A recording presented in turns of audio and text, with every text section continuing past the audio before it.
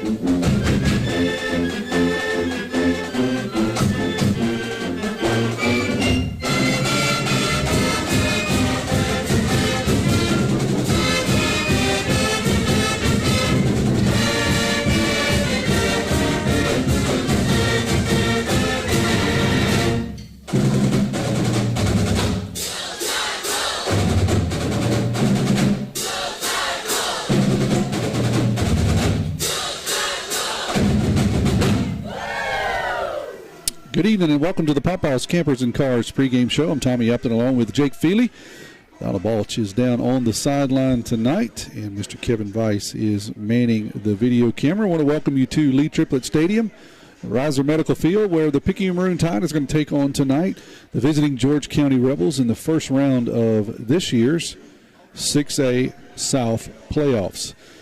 The crowd is starting to arrive. Head down and check in with Donald. Donald, a little sparse so far tonight, but I expect it'll be a late arriving crowd here in just a few minutes. I still see folks starting to pile in for this first round playoff, and not a bad night for football. A little warmer than it was earlier in the week. Still not a bad night for football. Oh, right. It's about 62. I just was looking at the Weather Channel to see exactly what it was, but it's supposed to get in the high 50s.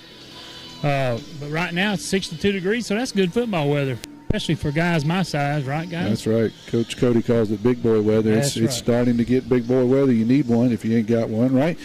And so if you are one, then you recognize and like to have this time of year. You don't sweat quite as much. So, yeah, we're looking for a great game tonight. And, Jake, I know where everybody's still a little reeling, still a little aggravated from last week's loss to the Pearl River Central Blue Devils, but today's a new week. That was a meaningless game. We'll talk about it a little bit more, but that was a meaningless game, but there's never meaningless games and so-called rival games. But I know the Tide has turned their focus this week to the George County Rebels, and I'm expecting a good football game. Yeah, new week is the best way to put it. I think it's actually just what the doctor ordered for the Tide. The regular season's over. It's done. Your record's now 0-0, and all that matters is that you go 1-0 tonight. This is the only game that matters. Nothing you did before this matters. Nothing you do after this matters. It only matters right now. And for a Tide team that's coming off of kind of a tough loss, I guess you would say, it's exactly what you want. You want to wipe the slate clean. You want to get out there and you want to put the ball down again, and you want to go win a game.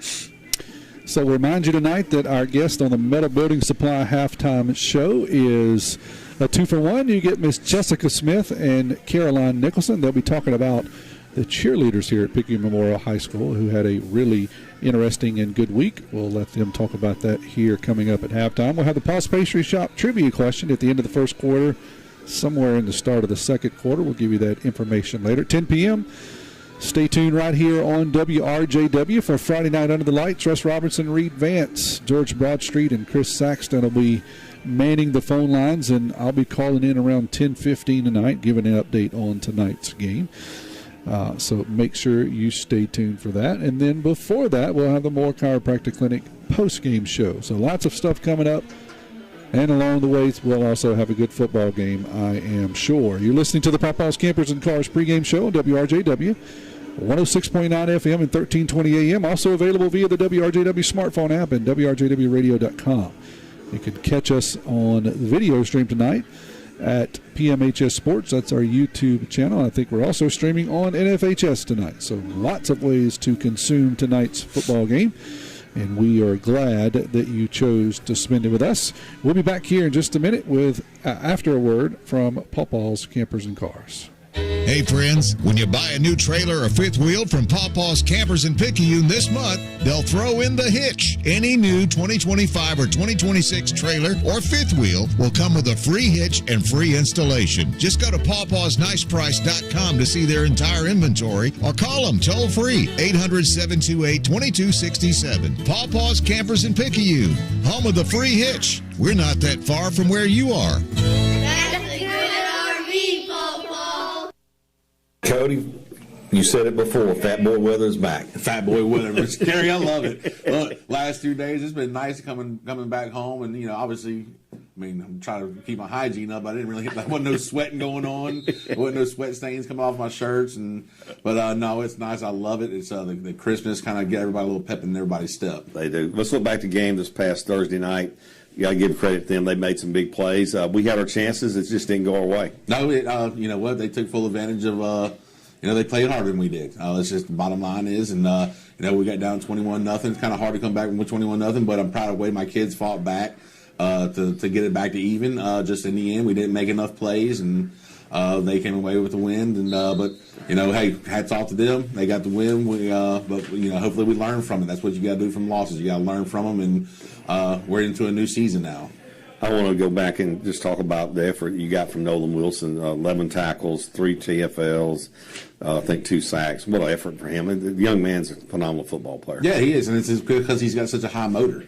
He's got one speed, and it's go. And, he had a heck of a game, and, he was just trying to pull everybody along. We always talk about all year, hey, everybody pull that rope the same way. And, he was trying to pull them along, and, a few times I don't think we were all pulling in the same direction, as coaches included. And so, but, to see a performance like that kind of gets everybody motivated, when we go back and watch the film and kind of get us prepared moving on to these playoffs. And I like where we're headed right now, heading into this new season, like we say, where everybody's 0-0. Let's talk about that. You're going to play George County.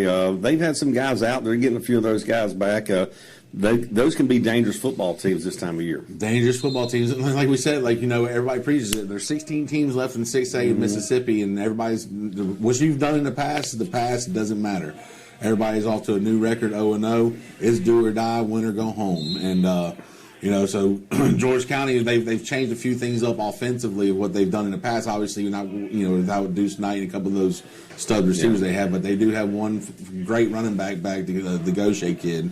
And but they look young. But the thing is, they're kind of doing a very similar style of what we do. So they're wanting to be physical. They're wanting to get downhill. So kind of have to change that mindset of where we have been the last couple of weeks and when we've been defending to get prepared for them. So yeah, it's but the good news is our guys are used to seeing it every day in practice. But George County's a lot of tradition over there. They're not going to come over here. We just can't look at what they've done in the past. On the record, they lost a lot of close games this year, and so it's going to be it's going to be a challenge. But the good thing is we get to play them at home, and we get some guys back. We're going to be fully for the first time since the second game of the season. We're going to be 100% healthy, and I think our guys are looking forward to the challenge that's presented to us on Friday night. Let's talk about that. You got one guy particularly coming back. He's been out since early in the year, Macon Burnett. He brings a lot of energy, brings a lot of good things to this ball club. Business has picked up, Mr. Carey. Business has picked up getting him back. He's been hungry to get back. He's one of the senior leaders, 3-year starters for us. Just to have his presence back on the field, not just, he's a great athlete and a great player, just his leadership role of having him out there and, his grit and burning desire to want to get his job done for his brothers next to him. That just means so much more than just having a great player back. Yeah, he's hungry. We're glad to have him back, and he's been getting after it the last 2 days. You can tell, it don't even seem like he's missed 9 weeks of the season. So huge to have him back, huge to be 100% healthy. And I think that's kind of boosted our morale a little bit, coaches and players. And on that note, him being back, it affords you to do some things where some guys don't have to fill in. I'm going to use the word fill in at fullback. No offense to the guys there, they don't do it as well as he does it, but that gives you a little bit of an advantage now with some of those guys, other things you can do with them with him there at fullback. Yeah, well, and we give a lot of credit to Kane and Kylan for stepping up in there, but it's hard to replace 3 years of experience back there, and those guys got better throughout the year. They're going to continue to get better. They're only sophomores, so we still got them 2 more years, and we're going to allow them to play a little bit more defense for us. And, obviously they're going to be spelling Macon. I mean, I think Macon put on his freshman 15 a little early when he was hurt, but you can't tell. So they got to come in and spell him some on offense, but I think it's just going to allow them to do different things. We can move a few other players around and try to get the ball to different guys in space. And I was just really looking forward to it. It kind of takes the pressure off of them. I mean, Macon's played in 2 South State championship games, so he understands the pressure of the playoffs, and so it's not the moment won't be too big for him. And then the good thing about him is he's been such a great mentor to these guys. He's been kind of that extra coach, for the last couple of weeks, and now he's getting to put it all back together. And I'm so proud that he's back for us. And what a youngin' he is. He's awesome. He is awesome. Indeed. Nothing new to you and your staff. I mean, playoffs is you're there every year. You run deep. And you've got a lot of players who've had this experience too. They understand what's at stake. How do you approach it from the coaching side? I mean that in that things ramp up a little bit. There's more on the line. It's do or die, it's go home, all that stuff. But bottom line is the approach that you guys take is a little bit different than normal regular season. I know it's like every game, but there are things that you look at this differently. Yeah. Well, I think the most important thing we do is we try not to let it get too big. Try not to let the moment get too big, game big, too big. It's still just a game. It's still 48 minutes. It's still played on a 100-yard field, and it's still 11 versus 11. So we just try to make sure we're getting, doing our job to be prepared to prepare our guys to be in the best position to be successful. The moment you let it get outside of it, make it bigger than what it is when things can go wrong. We talked about all the time. It's still just a football game. We've already played 10 of them this year. Nothing's changed. We just got to go out and execute, play our brand of football, and just push all of our chips in. Whenever they fall, they fall. So that's what I really got to commend my staff on that is they do a really great job of, not letting the moment get too big for them, which also means they make sure it doesn't get too big for our guys. And like you said, we have a ton of experience on this team that's been deep in playoff runs. So I think that really plays more of a role for us as coaches and then for the younger players just to kind of have, what to expect going into these games. And yes, it's do or die. It's win or go home. So, but the most important thing is we're still looking forward to trying to play that best perfect game. We haven't come close to playing our best game yet, and so we're always striving to get better. And I like where we're heading this week. Well, you mentioned that, and I look back, and Hancock may be one of your most solid games overall, but I'm with you. I don't think this bunch has played the best football yet. We haven't. We haven't, not 4 quarters, and not for 48 minutes, but we're always striving for it. We're never going to be perfect, but we can strive and try to be perfect. And like I said, the work we've been putting in the last 2 days, it's been fun to watch. It's like just kind of almost like a transformation of this football team over the last few days. And it's been really fun to be around, and I'm proud of them. But what we say, job's never finished, and so we're getting back to work. You had to feel good. You saw that guy up in Kentucky run that touchdown the other night. Man, he was moving, wasn't he? Yeah. Yeah, he was moving, and I'm proud of Dante and proud of all those guys. And, some people always joke around, like, man, how much can we have to get him back, sometimes on some of the short yardage runs. But yeah, he's doing a great job for Kentucky. I was just so happy for him. And, it's so hard because I'm trying to flip around channels because I'm trying to catch McConnell's and I'm trying to catch Don. I'm trying to catch everybody. And I'm going to have to probably get Tabitha and let me set up, multiple TVs on the back porch or something like that. But it's just awesome to see that. I'm proud of all those guys and their success. They all worked hard for it and earned it. Yeah, and I know that's a big satisfaction for you. Got a chance to play, of course, home this week. And if you win, you'll be home next week. The following week depends on what happens on the other side of the bracket. Playing at home. People underestimate that sometimes. That's a huge thing. It's a huge thing. Especially, you don't have to get on the bus early and leave and kind of get out of your routine. So so far this year, our two defeats have came at home, so we got to kind of right the ship right there. And but we get to stay on that routine. But if we play like we've been practicing the last few days, I like our chances. But just being at home and being in front of our home crowd, it means a lot. It means, it's just the atmosphere here at Lee Triplett Stadium is different than everywhere else. And I think our guys are going to be fired up. I think they're going to try to create the energy for everybody here. It's kind of been what their mindset has been this week is, hey, you know what? We'll create the spark. And You know, it's kind of what we're saying right now is, hey, why not us? You know, it's like, you know, people probably have wrote us off, and people have questioned this team, but they're saying right now is, hey, you know what? Why not us? It's our turn. So, right. And it's just a player-led team, so we're just tagging along and pulling that rope in the same direction as them. And you and I know both player-led teams, they go a long way. Yes, sir. Absolutely. Cody, appreciate your time. Yes, sir. Just carry roll tide.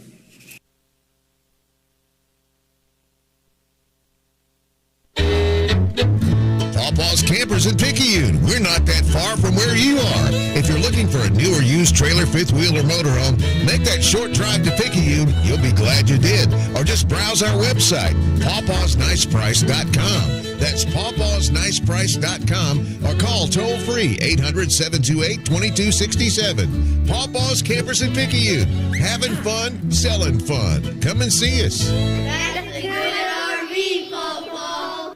Welcome back to the Pawpaw's Campers and Cars pregame show. I'm Tommy Upton, along with Jake and Feely and Donald Balch. And Jake, you heard quite a bit there from Coach Stogner this week, talked about the game last week, and I think he summarized it.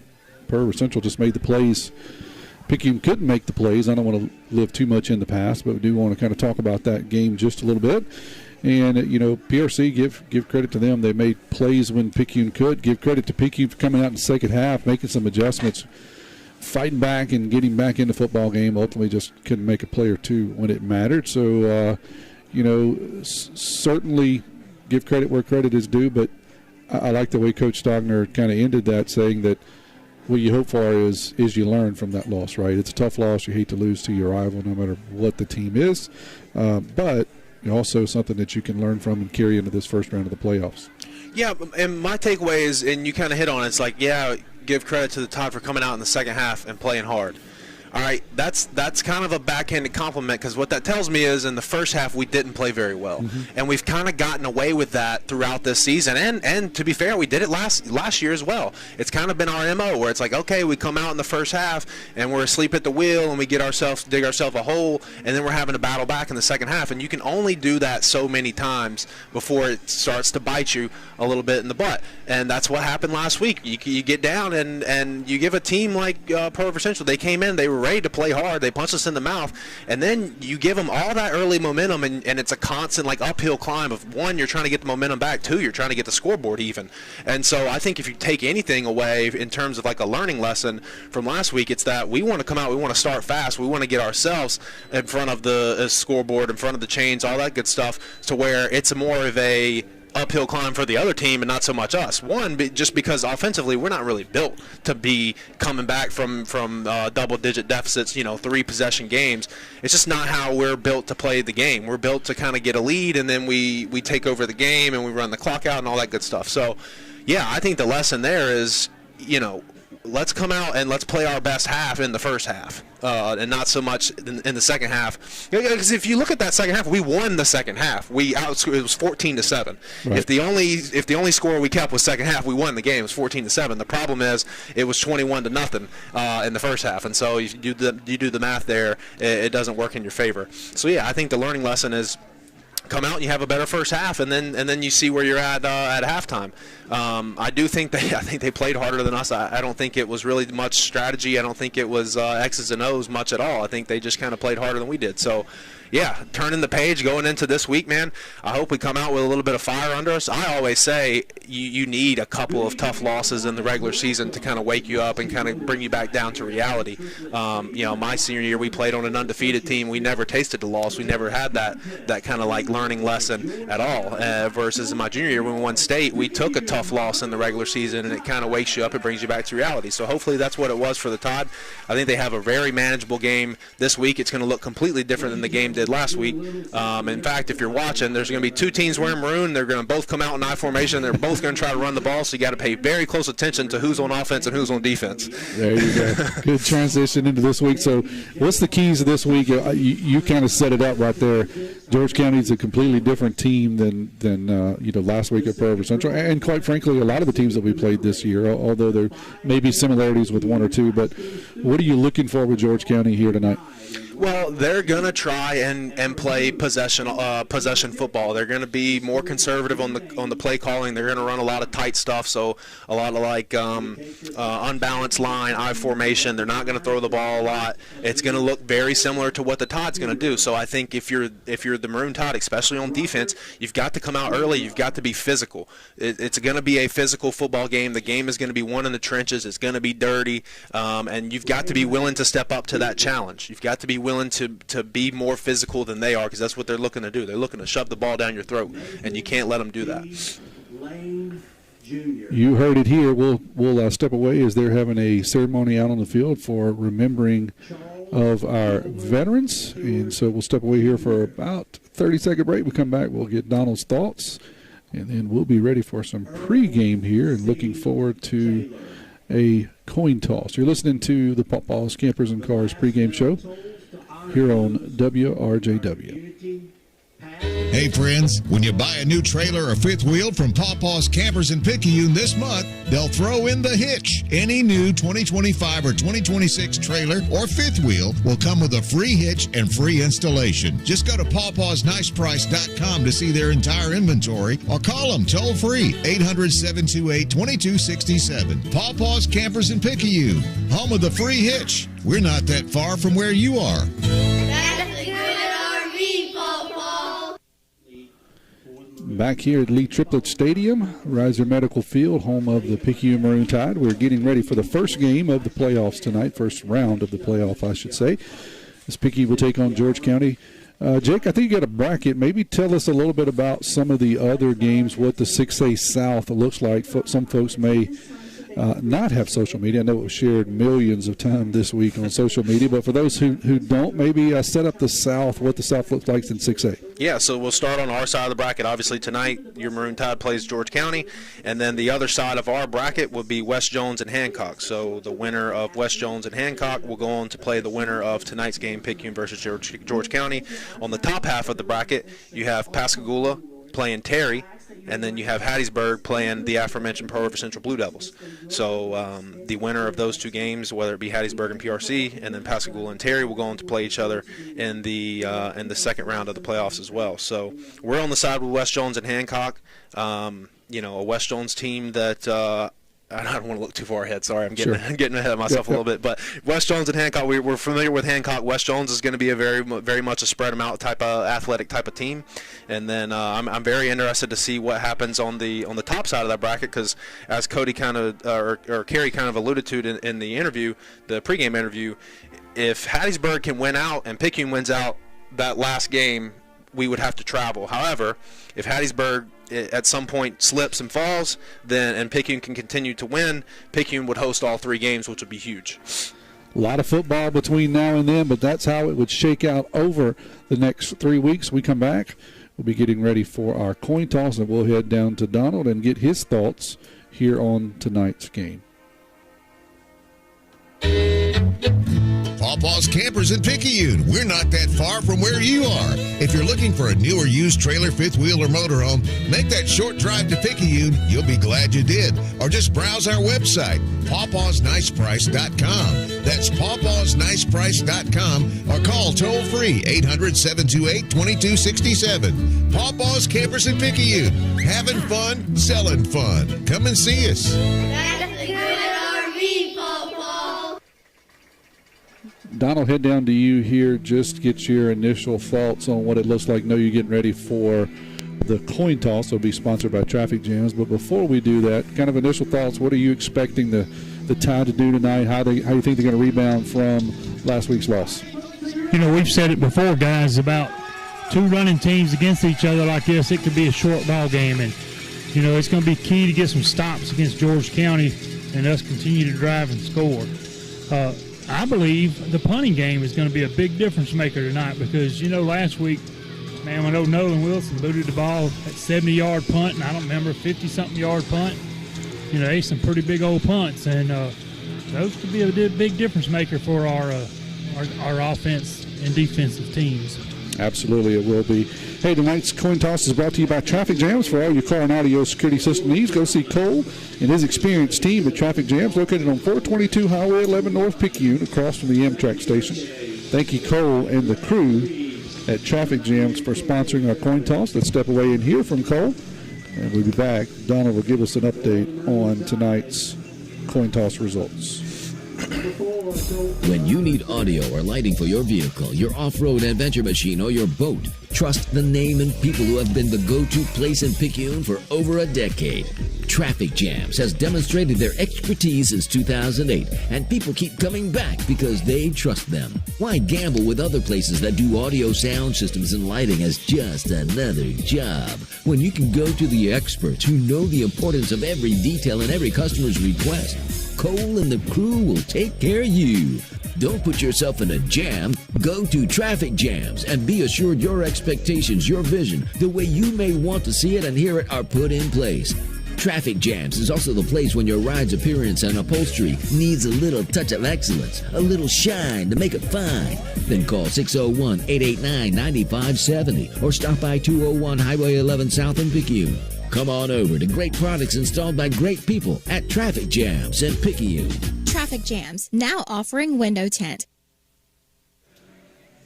And both captains are out on the field now, getting some final instruction. Don, I'm going to go ahead and come to you, let you get your hellos in while you're watching the coin toss, and then once it's ready, you can give us the update.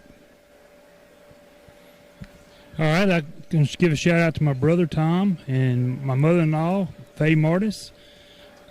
John Wolverton listens to us week in and week out. Mr. Roger Walters, Chris Kersey, and Ashley said they was going to be watching from home tonight instead of in the stands with us.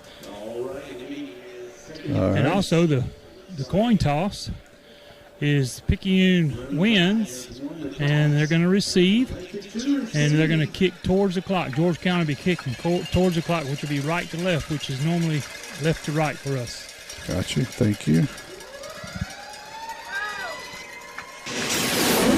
You're listening to WRJW, 1320 AM and W295DG, 106.9 FM, Picayune, Mississippi, the pick of Picayune and Pearl River County. Jake, you got some hellos tonight? Yeah, I wanted to give a shout out to Mr. Carey. I read, I think, in the paper where he was like Human of the Year in Picayune or something. Pretty high stuff. Yeah, so a lot of y'all probably know Carey as the guy that was much better at this job than I am, but he wears a lot of hats, and we're definitely very thankful for what he does for us here on the broadcast. Hello. My son's listening in. My wife's listening in. My mom texted me, said they're listening in. My sister and brother-in-law are listening in. So hello to all of them. Yes, absolutely. I want to echo your sentiments with Kerry, that most people don't realize what all Kerry does for this community and what he's done over the last 30 years. The sacrifices that he has made, and it is well-deserved, as he was awarded the Citizen of the Year for Picayune, and it is well-deserved. So congratulations, Kerry. We love you. Thank you for everything that you do. A couple more hellos here. I want to say hello to Randy Gerald. I want to say hello to Kurt and Katie listening tonight. Also, the grandbabies, I think, are listening in. Nash and Lance, along with their parents, Logan and Cass. Appreciate you guys listening in. Of course, got to say hello to Tyler and Paul. They're back at Hippo holding the fort down, and I hope you guys are doing well. Hello to Heath and Colton Clark tonight, listening in. Thank you for listening in, and hello to Mr. Jimmy Watts. Appreciate you listening in tonight. So here we go. About to get underway. Todd going to be running from left to right on your video screen, as Donald said. Yeah, I love the fact we're getting the ball first. I think it goes to what we were talking about in the pregame, where you want to get off to a fast start, and I think that's Cody sending the message where, hey, let's get the ball, let's go down there and score, and let's kind of like reset or kind of switch up the message that we usually send, where we're starting off slow. Now this time we're going to take the ball, we're going to be the first one to score and put the pressure on George County. I like it. George County in white tops tonight, maroon letters, gold togs. Although if you notice here, 2 kickers, so this is spicy. Yeah, okay. onside kick early. Onside kick early, and we're going to pick it up at around the 44-yard line. So good job over there. Was that Olds who got on it? Yep. Or was that McKinley? I can't see that far. That was us, yeah. That was 7 or 30? 30. 30. That is McKinley who got on the ball. So Picayune will take over on the onside kick. Yeah, that was a little funky. We had 2 kickers running at the ball, one from the right, one from the left. I've never really understood that, but it worked out well for the Tide, as they're going to get great field position starting at the 44-yard line. I want to thank tonight's video sponsor, who is the Friends of Sandy Kane Smith Tax Assessor Campaign. Thank you for sponsoring tonight's video. Here go the Tide, 11:59, just underway here for the Tide. Robertson brings him under center. Got an I formation behind him. I think that is making Burnett back in the business. He is the fullback. His first game back since injury. Going to be a toss sweep around the right side to Dennis. Dennis is not going to be able to get the corner as he's drugged down from behind. And that'll be no gain. He was trying to beat everybody to the corner, and somebody had a good angle on him. Couldn't get there, so it'll be no gain for Dennis there on first down. So 2nd and 10 here for the Tide. Yeah, just not a lot of room to run early. Kind of forced Dennis to have to bounce that ball to the sideline, and then, like you said, the George County defense did a good job just flattening him out, running him to the sideline, had an angle on him, and wrapped him up for no gain. Looking across the front line here of George County, they've got some beefcakes up here, so we'll see what the Tide can do, see if they can move him around. Let me toss to the left side this time. This time Dennis does cut it up, and he's got some running room. He's across the 50. He's going to drag a couple guys with him across the 45, and that'll be enough for an FMB Picayune first down. Good blocking out there that time to the left. They're saying the ball was out. Uh-oh. So they say, is that a fumble recovery? George County, yeah, they got it. Wow. So they had him stood up. He was running. He was falling backwards. Wait. Sorry, they're waving the chains on. Okay. Okay. All right. I was going to say he was falling backwards, which is never a good thing when the back is falling backwards. But that's going to be enough for a FMB Picayune first down. They're going to put the ball down at the George County 44. So that'll be a pickup of 12 on 2nd down for Dennis. And I'm trying to get my heart back down because Jake said there was a fumble. 1st and 10 here. Handoff up the middle to Burnett on the quickie. And Burnett's first carry of this late part of the season will get him across the 40. So nice pickup there. He has been missed not only from a player, Jake, but just from a spark plug perspective. He's a fiery player. Yeah, he's a lunch pail guy, man. He's gritty. He plays hard. He's plays with a lot of emotion. It's kind of what you need, that senior leadership. He picks up 6 there on first down. It'll be 2nd and 4 for the Tide at the 38-yard line. Offside eye. It's going to be a handoff to Dennis off the right side. Dennis has got the first down, now cuts back, and is going to end up losing maybe a yard from where he was. They will give him forward progress out to about the 36. Tried to stiff arm and cut it outside, and George County so far is having none of that business to the outside. So we'll see what happens here. Pickup of 2 there for Dennis. Yeah, and I'll tell you, early on, the Tide offensive line's getting really good surge off the ball, getting a lot of push, and I thought that play particularly should have been kept north and south and less bounce out. So, 3rd down here, toss to Hawthorne as he comes in to spell Dennis, and he's got a lot of running room around the left side. As he gets the FMB Picayune first down and more, he's down around the 20-yard line. And I love the changeup when he comes in, Jake. He just seems to run the ball hard. And he's looking for somebody to run over. He does so in the backfield, and he'll get down inside the 20, around the 19-yard line. Pickup of 17 there, about 22. Yeah, and Macon Burnett gets credit for about 15 of those 17 yards there. He had an excellent block, just a great job sealing the linebacker and creating that space for Hawthorne to kind of get out to the edge. 1st and 10 from the 19, 9:27 to go here in the first quarter, just underway. Going to be handoff on the right side. Dennis is back in there on the lead, and he'll get about 4 or 5 on first down around the 15-yard line. So Todd seeming to have some success inside. Dennis has been unable to successfully bounce it outside yet. That'll be a pickup of 4 on first down. We'll see if George County begins to creep up. Sometimes that happens on these long drives, Jake, as the secondary starts to creep up, trying to stop the run, as the Tide's been pretty successful here so far. Yeah, definitely as you get into the red zone here with the Tide, like as that field starts to close down, you start to notice everybody creep closer to the line of scrimmage. I formation, going to hand off to Dennis off the left side. He's got a lot of running room. It's a foot race to the end zone, and he's going to be dragged down. No, that gets into the end zone. Touchdown. I thought maybe they were going to stop him short, but they said no, he does get into the end zone as he gets through the line of scrimmage, and then it's just a foot race to the corner. Yeah, excellent play call there. It was just the switch, so we faked the quickie to Burnett. Quarterback spins around and hands it to Dennis off the other side. Linebackers went with Burnett, so it left a big hole for Dennis, and he turns on the jets, gets the end zone. Here is the PAT by Edgar Cruz. They're blowing it dead. They're blowing it dead. It was good, but they're blowing it dead. Let's see what happens here. Donald, you got a report? What's going on? Somebody move? I'm not sure. The back judge is the one that threw the flag, and she's down there looking for the goal post. Okay. So we'll hold it right here and see. The kick was good, but they're waving it. Now they're talking about it. The tide's coming off the field, so we'll wait and get a signal, see if it's going to be assessed on the kickoff. After the play, they're saying a illegal substitution. Is that what that is? They're going to make them kick it again. So they're saying after the play, that sign is illegal substitution. Now, I don't know how you could do that, but they're going to make the Tide come back out here again and kick it. And it was against George County. So that's interesting. After the play, some penalty against George County, but you still have to re-kick it. Donald, you got to explain this to me again, how this works, because I never can get it.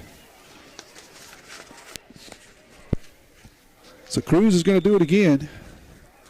Tanner Rayburn on for the hold. Here's the snap back. Hold is down. The kick is up. Once again, it's good. 7-0. Tide leads it. We'll be back here in 30 seconds. Hey friends, when you buy a new trailer or fifth wheel from Pawpaw's Campers in Picayune this month, they'll throw in the hitch. Any new 2025 or 2026 trailer or fifth wheel will come with a free hitch and free installation. Just go to pawpawsniceprice.com to see their entire inventory or call them toll free 800-728-2267. Pawpaw's Campers in Picayune, home of the free hitch. We're not that far from where you are. That's a good RV, Pawpaw. Back here for a Mossy of Picayune drive summary. Yeah, it was a 56-yard drive. It took 7 plays, just about 3 minutes and 30 seconds off the clock, and it was a 16-yard touchdown run from Xavier Dennis to make it a 7-0 game. And that PAT there is Edgar Cruz's 43rd successful PAT this year. He's 43 for 45. Wow. He has been certainly a weapon this year. I wanted to talk to him last week. I hope we get a chance to. I'm going to call it right now, Don. We want to talk to Cruz tonight. That's going to be an onside kick by Cruz. It's a good bounce, and the Tide's going to get it. The Tide's going to get it. It's got the perfect bounce. Look at that. Right over the top of the first line. The Tide was there. They say, hey, not only can we score, let's get the ball back. Look at that bounce. That is a perfectly executed onside kick, and the Tide's going to go right back in business from the 50-yard line. Actually, they're going to be in the plus side of the 50. Donald, it doesn't get much better than that. No, it doesn't, guys. But I got an explanation on that illegal participation. Okay. If they would have made the play, if it would have happened, they blew it, they said, before they actually got the kick off. So I'm not sure about all that, but hey. Okay, it benefited us because we got the penalty kind of like PRC did last week. I don't understand that. Robertson's going to bring them back under center. This kind of going to be a counter toss from right to left to the wingback. So everybody goes left like it's a toss sweep to the right, but the wingback comes back left, and he gets the toss, and he's going to pick up about 8 yards on first down inside of the 40-yard line. Got a flag. Got a flag. Holding. I was looking. Where is it? Is it Picayune holding? Okay. Yeah, so that'll erase that. Nifty little play call. It was. That's the first time I think we've seen that this year. I think we tried it earlier, maybe one time. I'll tell you what, from a broadcasting standpoint, you really can't draw it up better than that. We're highlighting Edgar Cruz, right? You're talking about how you want to interview him after the game, and then boom, successful onside kick. I mean, just like we had a script. That's exactly right. Like we knew it, we queued it up. Showbiz, baby. So they're going to bring that ball. That's going to be a 12-yard penalty. Back to the 44 of Picayune. So Robertson's going to bring them back under center. That's Burnett and Dennis in the backfield. It's going to be a toss to Dennis around the right side. Gets a good kick out block by Burnett. Got a little bit of running room. He's got the penalty yardage and more. He's off to the races. He's across the 20, 10, 15, 5, touchdown. One play from Dennis is all it took with a nice kick-out block there by Macon Burnett. He gets into the second level, and he's gone. Yeah, really good kick-out block. I mean, you can tell how much we miss Macon Burnett. He is such a force. He knocked the kid's helmet off when he hit him. And then you get 53, Javen Bolden, leading up through there on the power. He's pulling around. He's blocking guys about 15, 20 yards downfield. I don't think anyone touched Xavier Dennis. Heck of a run, 2 great blocks. I mean, you couldn't draw this start up any better for the Tide so far. Let's go back to that last drive. Coach Stogner told him to get upfield when y'all was talking about all that, when he was trying to get outside, and so he got the message. This Agri Cruise PAT is good once again. Hey, with 7:52 to go here in the first quarter, Tide's got an early 14-0 lead. Nobody protects you from mayhem like Allstate. I'm thick-cut bacon sizzling on your stove. And while you were over there smearing your bagel, this little piggy went on a splatter spree. And if you don't have the right home insurance coverage, you'll be crying wee, wee, wee over this fire in your home. So get Allstate. Jason Pygott has offices in Picayune. Make sure you have the right coverage. Give the Pygott Agency a call today. 601-798-7005. Subject to terms, conditions, and availability. Allstate Vehicle and Property Insurance Company and affiliates, Northbrook, Illinois. Head over to Jake for another Marcia Picayune drive summary. So we get 2 for 1 there with the onside kick recovery. We go 2 plays, 56 yards, 1:40 off the clock. And it was a 56-yard touchdown run there with great blocks from Macon Burnett and Javen Bolden. The touchdown run by Xavier Dennis to make it a 14-0 ball game. Here's Cruz again. He's got it teed up on the right hash at the 40. This time he's going to kick it deep, and he can kick it and make it bounce over your head, and he can also kick it 6 yards deep into the end zone for another touchback. That is his 26th touchback on the year. He has been a force for the Tide, and so George County will have to drive 80 yards. So they'll start on their own 20. 7:52 to go here in the first quarter. Tide leads at 14-0. All right, so here's the interesting thing if you're the Tide. And we talked about we wanted a fast start. We're a second-half team. All right, now you get the fast start. Now I want to see how we handle having the lead because we haven't played with the lead much early on. And so you can't fall asleep at the wheel. You got to keep your foot on the gas. George County comes out in an I formation. Quarterback's going to keep the ball and go straight ahead. He'll pick up about 5 yards. That's interesting. That's just a tush push on first down. Well, maybe they saw something they liked, but quarterback there is Wyatt Spadal. He's going to pick up 5 on first down for the Rebels, not the Red Rebels. So 2nd and 5 for George County. I formation again. It seems that's what they're going to run most of the night. 2 wide receivers. Going to be a handoff off the left side, and that's going to be Brandon Gaucher. And Gaucher's going to he's going to have enough for a first down as he's going to get it out to the 30-yard line. So pick up a 5 there on 2nd down by Gaucher. Yeah, good tackle there by Markel McGill. He was kind of the last person to really be there for that tackle. And like you said, George County, this is all they're going to run an I formation pretty much every play.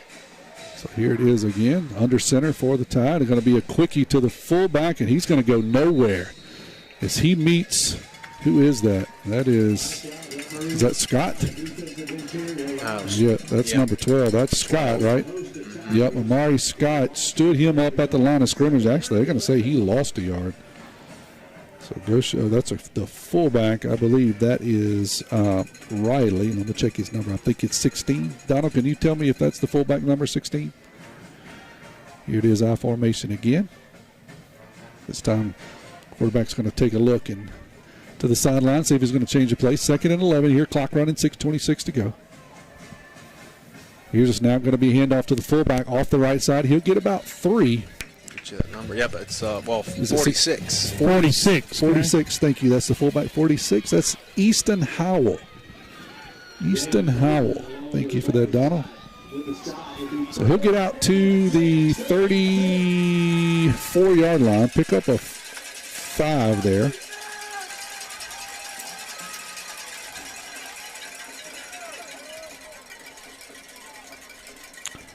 Going to be a handoff again off the right side. That's a quickie to the fullback. Trying to do a little bit of tricky there. Send everybody, looks like running on a sweep, and then almost a trap back up the middle to the fullback. And that's going to bring up 4th down and about 3 for George County. They're at their own 37-yard line. And they're not hesitating at all to go for it here. I mean, they just did a quarterback sneak for 5 yards. They're going to do it again. Here's Spilo, and I think he's going to have it. Yep.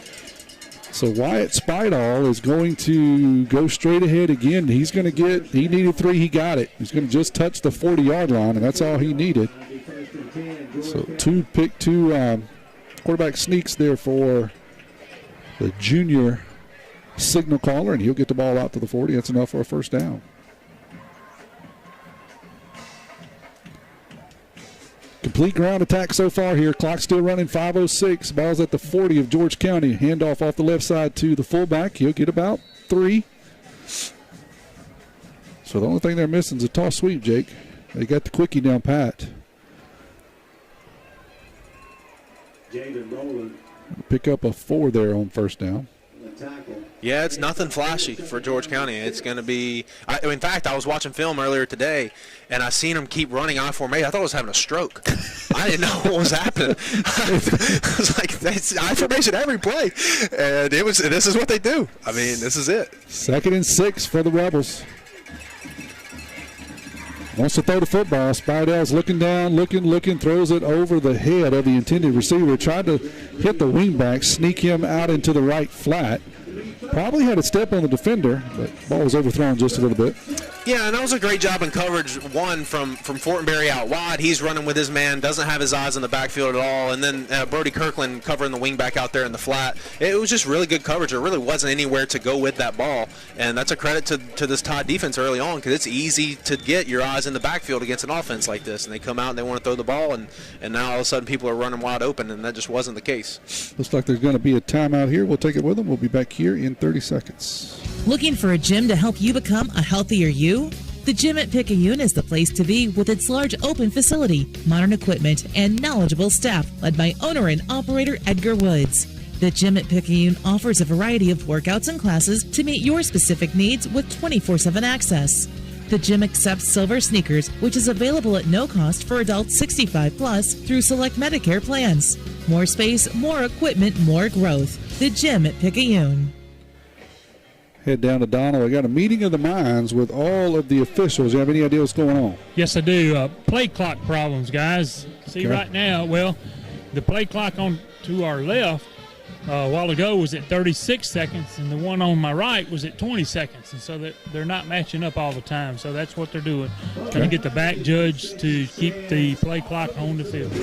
Got it. High school football game doesn't start until there's an issue with the clock. That's right. I mean, Good to get wound up good here. You got to have an issue with the clock before you can really get settled into a high school football game. We're on the 9th play of the drive. 4:20 to go here in the opening quarter. Tide leads at 14-0 after a 7-play drive that scored, and then onside kick return, and just 2 plays later, Dennis runs 56 yards for his second touchdown of the night. And so I think we got the clock situation squared away. It's going to be 3rd down and about 6 for George County. They got to get the ball out to the 50. Yeah, and listen, George County's kind of showed us early on they're going to be aggressive. So if you're the George County offense, you're trying to cut this to like 4th and 3. You're not even thinking to get a first down. You really just want to get that thing 4th down and 3, 4th down and 2. Vidal's going to come under center, going to hand it off to the wingback on a little bit of a reverse, and he's going to pull a couple of guys out with him to around the 49. I don't know what they're going to call it. And looks like the ball is free. Maroon Tide is going to be on it. Let's see what the signal is. 2 officials are going to get together. And no signal yet for the Tide. Looks like Mitchell Smith was around the ball along with Javen Bolden. Let's see. Again, though, they're still talking. No discussion yet. They're trying to decide whether he was down or whether that ball came loose right at the end. Well, there's no bean bags thrown because they got those big old bright hunter orange bean bags. And they are going to say 4th down. 4th down. So they're going to mark him short and say it was George County's ball. So he picked up 5 out to the 49-yard line, he being the wingback. 4th down and 1 at the 49. Clock rolling now, 4:05 to go. George County, of course, is going for it here. No man's land, just over a yard or right at a yard. I'd probably put somebody over the center here. I mean, let's see, there's a big old hole twist there. push again. This time they're going to hand it to the fullback, and he's going to have it. Barely. All he had to do was touch the 50, and he got it. That's the fullback, Easton Howell again. And he'll have enough for a George County first down. Yeah, and what George County is seeing there on those short yard down and distance is we're in a four-man front, and a lot of times we're just even, meaning we got two guys just right over the guard. So what that leaves is a natural hole right there with the center and the two A gaps. There's nobody there, so you can just kind of run it up the middle at will, at least for the 2 or 3 yards you need there. 1st and 10 from the 50 now for George County. Going to be a handoff to the fullback, and he got stood up in the backfield. Mitchell Smith almost took the snap or took the handoff from the quarterback, Spidel. And that'll bring up, they're going to give him a very generous spot out to the 48. I thought he was no gain. He come off the side, but it wasn't Mitchell Smith because he's standing right here by me, guys. Okay, well, it must have been, who was that? I think it was Javen Bolden. Was it Javen Bolden? Those two don't even look alike. I don't know where I came up with that number. Sorry, Javen. So 2nd down and 8 from the 48. Handoff to the tailback off the right side. He'll pick up about 2. It's another great tackle there from number 35, Markel McGill. He just kind of playing the linebacker position there and just kind of shoots up in there. Really makes contact with the running back there in the backfield. He kind of drags him for maybe a small gain of 1, but just really good job of getting into the backfield there and wrapping him up. Yeah, they're going to back him up to the 47. So to bring up 3rd down and 7 here for George County. Ball's at the tied 47-yard line. First time George County has possessed the ball, and also the first time they've crossed the 50-yard line tonight. 2:15 to go here in the first quarter. Tide leads at 14-0. Spidel's going to come under center. Here's the toss sweep around the right side. Tailback looking for a hole, and he's going to get maybe 2. That's going to bring up 4th down and 5. Really good job on that left side of that Todd defensive line of getting some pressure into the backfield and just making them have to spread everything to the sideline. There just wasn't any room to run up the middle, so he kind of had to go flatten it out, go to east and west, and we did a good job of running him down and really holding him to a very minimal gain, maybe 1 if you're being nice. 14th play of the drive, 4th down and 5, 1:32 to go here. 1 pass and 13 runs so far. Sorry, 1 pass and 12 runs. This is the 14th play of the drive. So what George County does, 4th and 5. They're going to call a timeout. We'll take it with them. Be back here. You listen to Maroon Tide Football here on WRJW. When you wake up with an aching back or sore neck, Dr. Debbie Moore with Moore Chiropractic Clinic suggests you consider making simple changes in your sleeping position to alleviate unnecessary strain on your body. According to the American Chiropractic Association and Dr. Debbie Moore, it's best to sleep on your back or side because laying on your back or side allows your head, neck, and spine to relax into their natural alignment. This will help you wake up pain-free and feeling rejuvenated. Moore Chiropractic Clinic. We've got your back. Jake, you hate to say it's a big play this early in the game, but I think this could be a statement by the Maroon Tide defense if they could make a stand here. Even though it's a 14-play drive, it's been 3 yards in a cloud of dust so far, and George County's got 5 yards to go here on 4th down. Well, and that's why it's so important to get off to a hot start against an offense like this, because you can really start to take them out of what they want to do if you get, 14, 21-point lead here. This 3 yards in a cloud of dust, like you said, these 14-play drives, you're going to run out of time. Right. And so, if you can get a stop here and then flip the field, it becomes huge. Spider's going to bring him under the center. He looks to fake, wants to throw the football, got a man running free, and he completed the pass. He hit the tight end running down, and he's going to spin away from the defender and get into the end zone. Nice pass play there by George County as they hit the tight end on just a little crossing route. And then we had an opportunity to kind of sling him down, grabbed him by the jersey, couldn't sling him down. We ended up just kind of propelling him another 10 yards, and he gets into the end zone, 44-yard pass play. Yeah, and if you look on that replay there, it's the play action, and you watch all of our linebackers and even the safety who had the tight end there. Everyone's looking in the backfield. Everyone takes 3 steps forward, and then the quarterback's dropping out, and then the tight end's got to step on us. It just got fooled by the play action. Here's the PAT. It is up, and it is good. George County answers 14-7. We'll be back here in 30 seconds. Hey y'all, this is Josiah Hickman with First Place Express Car Wash in Picayune. We would like to say a huge thank you to all of our loyal customers. We are happy to serve our local community with 2 locations, Highway 11 North, just past Coast Electric, and on Highway 43 South, just a quarter mile east of I-59 at Exit 4. First Place Express Car Wash is locally owned and operated. You know who you're doing business with. When it comes to your vehicle shine, we will have you saying, if it doesn't shine, it ain't mine. Here's a Mossy Picayune drive summary for the Rebels. Yeah, it was a 14-play, 80-yard drive. It took up 6 minutes and 43 seconds, and it was capped off with a 45-yard touchdown pass there from Spadal to make this a 14-7 football game. So Tide trying to really answer here and maybe put a dagger in the Rebels early. Rebels answered with a nice play call, play action pass. You caught it there on 4th and 5. Got the linebackers to take a step up. Tight end got behind us. Then we couldn't make the tackle in the backfield one-on-one, and he's off to the races. So 14-7. Got to be weird for this onside kick. There Another dual kicker, and this time we're going to fall on it there by the Tide. That is A.K. Burnett. You don't see one of your guards and tackles out there a whole lot on. Not on hands team, man. Hands teams, but he fell on it like a beauty. Yeah, I usually say hands team's kind of like a water ride. There's a weight limit to being on the hands team, and so A.K. Burnett must be a special athlete to be out there for the hands team, man. Yeah, he's a big cheerleader. He was over here on the bench a while ago when we were on defense, cheering them on, trying to get them, cheered up. Tide's going to have it 1st and 10 at the 50-yard line. 1:07 to go here in the first quarter. Toss around the left side to Dennis. He spins back up the middle. That's beautiful blocking there by the Tide. And also nice running by Zay Dennis as he gets across the 45 and going to be down into George County territory. Yeah, just a really good run there, and I don't know what Don heard or what they talked to Zay on the sideline about, but he's all north and south now.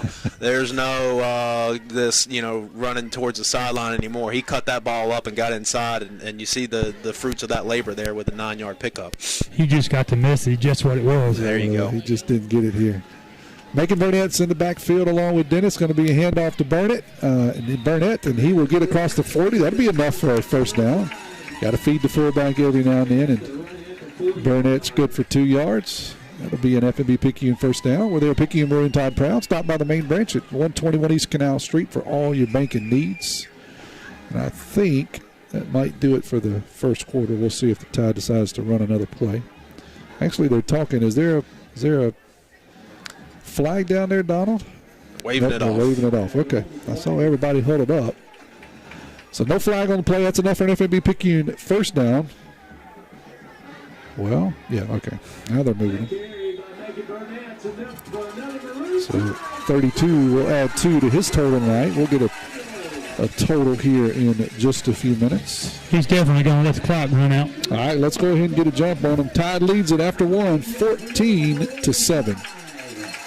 Get ready to indulge in Sonic Drive-In's all-new premium cheeseburger without the premium price tag. The Sonic Smasher is an elevated burger experience like no other. The all-new Sonic Smasher features Angus beef, seasoned and seared to perfection, and layered with 2 slices of melty cheese and a tangy signature smash sauce. The Sonic Smasher can rival any sit-down burger experience. Get yours today at Sonic Drive-In on Highway 11 North in Picayune. Go ahead, push that red button for happy eating at its best. Elevate your burger experience. So after 1, Tide leads at 14-7. We'll flip around, and it'll be 1st and 10 for the Tide at the George County 40-yard line. Tommy Upton along with Jake Feely, Donald Balch. Down on the sideline, Mr. Kevin Weiss running the video for us tonight. I want to thank our sponsor, Friends of the Sandy King Smith Tax Assessor Campaign, for sponsoring tonight's video stream. And we are looking for sponsors for next week should the Tide play. So if you're interested in sponsoring and helping us make sure that we can get this on the air, we have to pay the state of Mississippi an enormous fee. So we need your help. Come on, man. Give us some sponsors money, man. I'll say whatever you want me to say for a buck. That's right. Jake will take off his shirt up here. It's no problem. Show that boxer's bod. Here's 1st and 10 for the Tide. Just underway in the second quarter. Burnett and Dennis still in the backfield. Robertson wants to throw the football, gets it out here into the flat, and we got a lot of running room out in front of Jordan Hawthorne, and then we're going to have a flag coming in. Is that going to be hold coming in from behind? That was just a little screen out here to Jordan Hawthorne in the wingback position. He's going to go from the 40 all the way down to around the 15-yard line, but their flag's on the play. Hold up. Yeah, it looks like he's going to net out about 5 yards and call it downfield there. I love the play call, though, just getting Hawthorne out in space. Just a really good athlete. Get the bubble screen to him and let him do his thing, show off his athleticism. Unfortunately, you're blocking out in space, so you can't really hide if you do a little bit of grabbing there, and it was an easy call to make. But nonetheless, at least it's downfield. You get the 1st and 5 here. That's right. So 5-yard pickup there by Robertson on his first pass attempt and pass completion of the night. Still got Burnett and Dennis in the backfield. I formation. Going to be a handoff to Dennis off the right side. He plows forward, gets across the 30, inside of the 30. That'll be very close to another FMB Picayune first down.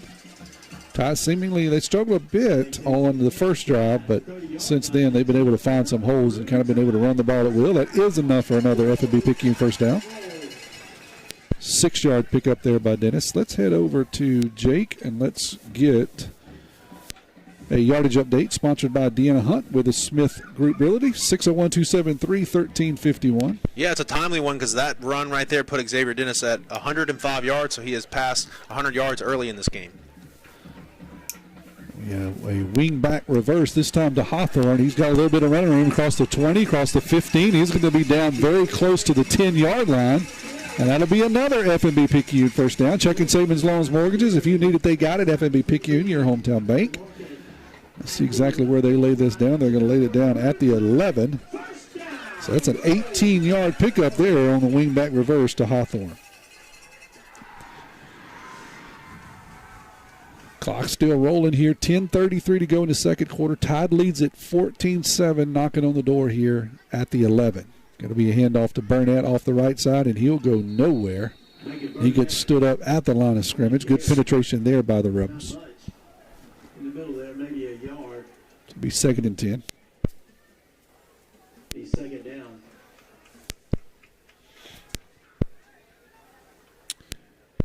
Donald, after we score this touchdown, I'm going to come back to you and get some score updates. Some of the other games going on.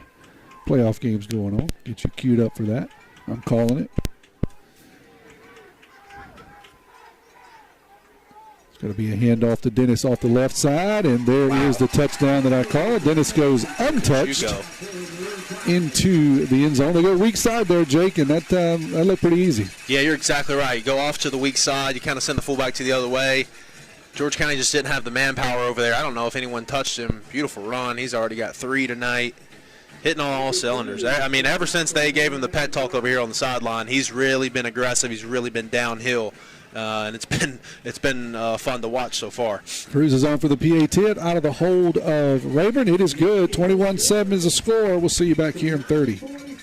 Pearl River Community College has been providing a quality education to the people of South Mississippi and beyond for the past 110 years. If you or a family member is an alumnus of this great institution, we invite you to support future PRCC students through the PRCC Foundation Scholarship Program. Honor or memorialize a loved one or identify your support for the college by creating a scholarship through the PRCC Foundation with your tax-deductible financial gift. Call Delana Harris with the PRCC Foundation office at 601-403-1191 and make a financial investment in a young person's future at Pearl River Community College.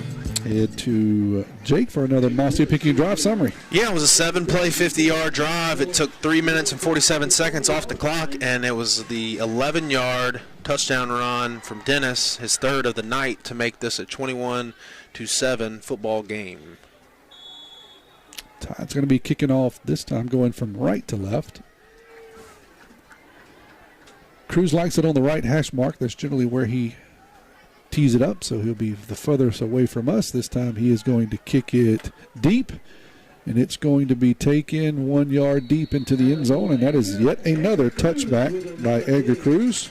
Into the end zone for a touchback. George County football. 9:44 to go here George County's going to take over once again at their own 20-yard line.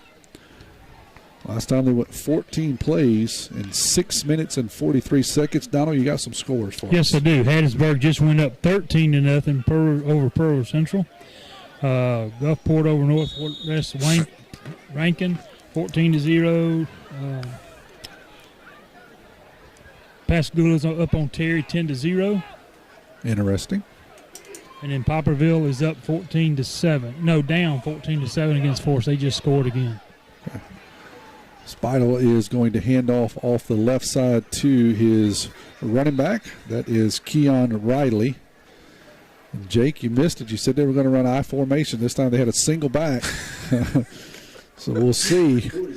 Beginning to doubt your expertise as you've made a false call here. We'll see if they go back. Maybe it was just a mistake. Didn't have the guy in the backfield. 4-yard pickup there on first down. Well, it's eventually going to become a game script thing where you just can't stay in I formation because you're down. Yeah. So this time they're gonna shuffle out of the I formation, go single back.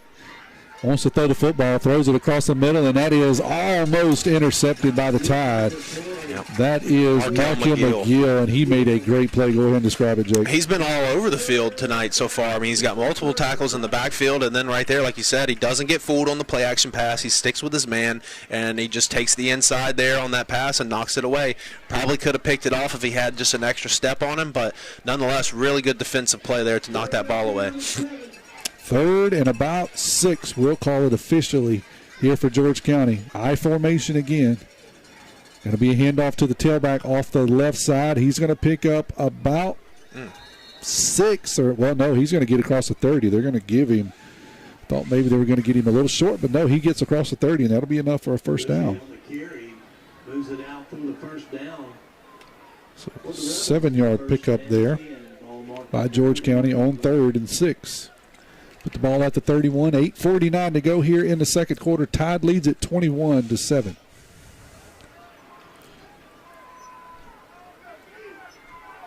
I formation again. 2 wide receivers, 1 right, 1 left, 1 wing back.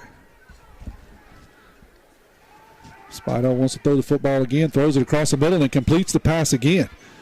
So that is that Riley again, 16, or who is that? Let me get his number. 11. Number 11, that's Grant Reeves, baseball player. We had a lot of interaction with him, good baseball player. He makes a good catch across the middle. I believe he is George County's leading receiver.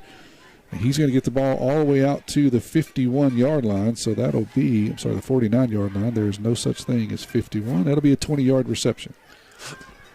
Yeah, it was a really good catch, but it was also a really good throw. I mean, he hits him right in stride. So 1st and 10 on the plus side of the 50. Going to be handoff off the left side to Gaucher. Gaucher will plow forward for about 2.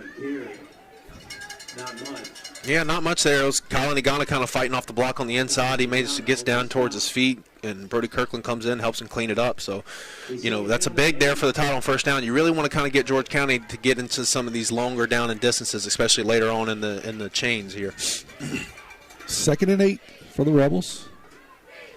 Let me hand off to Gaucher off the left side. He had a head of steam, and he's going to plow across the 45, get down close to the 40.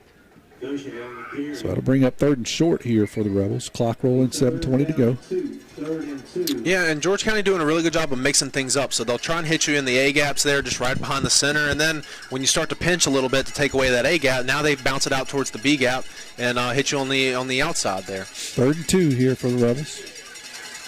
Handoff off the left side to Gaucher. He's going to push forward and get the first down. Todd had a chance to stand him up at the line of scrimmage. He was able to kind of fall forward. And I think he's going to have enough. Let's see exactly where they lay the ball down. They're going to back it up. It's going to be close. I think he's going to be short. Maybe by the length of the football. What do you think? What do you think down there, Don? Just short? Yes, sir. It's the back side of the nose of the football is touching the 40, so he had to get about to the 41.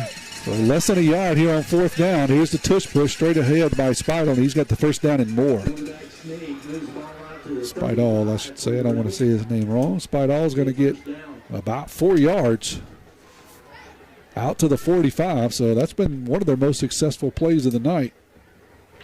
Yeah, and listen, I'm just Jake from the radio, but if I was to make an adjustment here, you'd really want to knock one of these defensive linemen down into that gap, so he's kind of more of a shade on the center than really head up on the guard. 1st and 10 here, handoff to Gaucher off the left side, and he's going to have a nice 6-7 yard pickup here on 1st down. Just made some junior high kids happy there.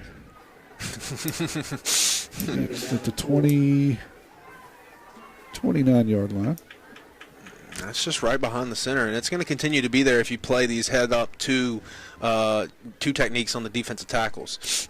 6 yards officially. 2nd and 4. They're going to do the wing-back reverse, and he's in a whole lot of trouble. That's Grant Reeves, who they've completed a couple of passes to. This time they try just a wing-back reverse, almost a wing-back pitch. Reeves had nowhere to go. Is that Bolden that was out there? That was Markel McGill Markel again. McGill. Boy, he got to write his name for a defensive player, some sort of award early. He's showing out. Yeah, we talked about Brody Kirkland last week having the game of his life, and this week it's a guy, Markel McGill, man. He's just all over the place. And what's happened is it's because of the formation that George County's running. He's playing really close to the line of scrimmage. He's actually it's like a 4-4 look, and he's kind of an outside linebacker. And so he's right there on the line of scrimmage, and he's doing a great job of getting into the backfield. Loss of 10, 3rd and about 14. Spido wants to throw the football, throwing it out here on the right side to Reeves, and almost caught at the last minute. Tide defender, I think, got a hand up there and knocked the ball away, so that'll bring up 4th down and about 14. Yeah, and not a bad pass. I hope Spidle's all right. Nolan Wilson kind of took his offensive guard and put him in Spidle's lap, and they kind of fell into his leg. It didn't look good on the tape here. He tried to get up and really didn't have much success of walking on it. So I hope the kid's okay. So they're gonna tend to him. Hope he's okay. Let's give them a minute. We'll be back here in 30 seconds.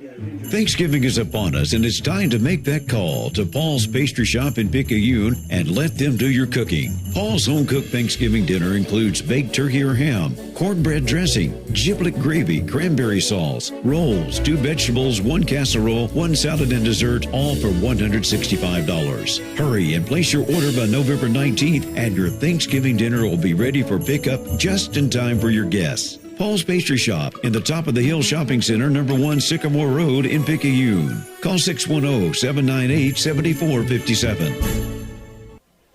Wyatt Spidall is up and walking off under his own power, which is a good sign. So hopefully he's okay. Jake described it. When Nolan Wilson moves bodies, he can move them with force. And he kind of caused some corruption in the backfield, and Wyatt took the worst of it, but hopefully he's okay. Hey, Tommy, I found another score. West Jones is up 7-0 over Hancock. Thank you, Don. I didn't see that a while ago. Yeah, I was going to ask you about that one. Did you have it? Because that would be the winner of that game will play the winner of this game. So 4th down at about 14. George County is going to be in a parent punting situation. The punter's back at the Tide 45-yard line. And it's going to be Hawthorne back deep for the Tide at around the 10-yard line. So it looks like they're going to, what are they doing here? Waiting on somebody to come in? Looks like, yeah, George County was a player short. So they're going to call it delay a game and back them up 5 more yards. George County didn't have enough players on the field. Delay of game. Moves the ball back 5 yards. 4th and 19 for the Rebels, and they punt it away. So that'll put the ball back at the 44 now. Punter will be punting from the Tide 40. Snap back, it's not good. It bounces to the punter. Tide with really no pressure, so he'll still have time to get the punt away. It'll land at the 20. Take a George County roll inside of the 10, inside of the 5, and that's where George County will down it. Tide will take over here, 4:52 to go. Tide leads at 21-7. Give you a Paul's Pastry Shop Mardi Gras Cafe trivia question here after this play. That ball's at the 10 or the 5? 10? 10. Yeah, right on the other side of the 10. Let's call it the 10-yard line. Paul's Pastry Shop Mardi Gras Cafe trivia question, 601-590-5950. Text your name and the answer to 601-590-5950. Going to be handoff on the left side to Dennis.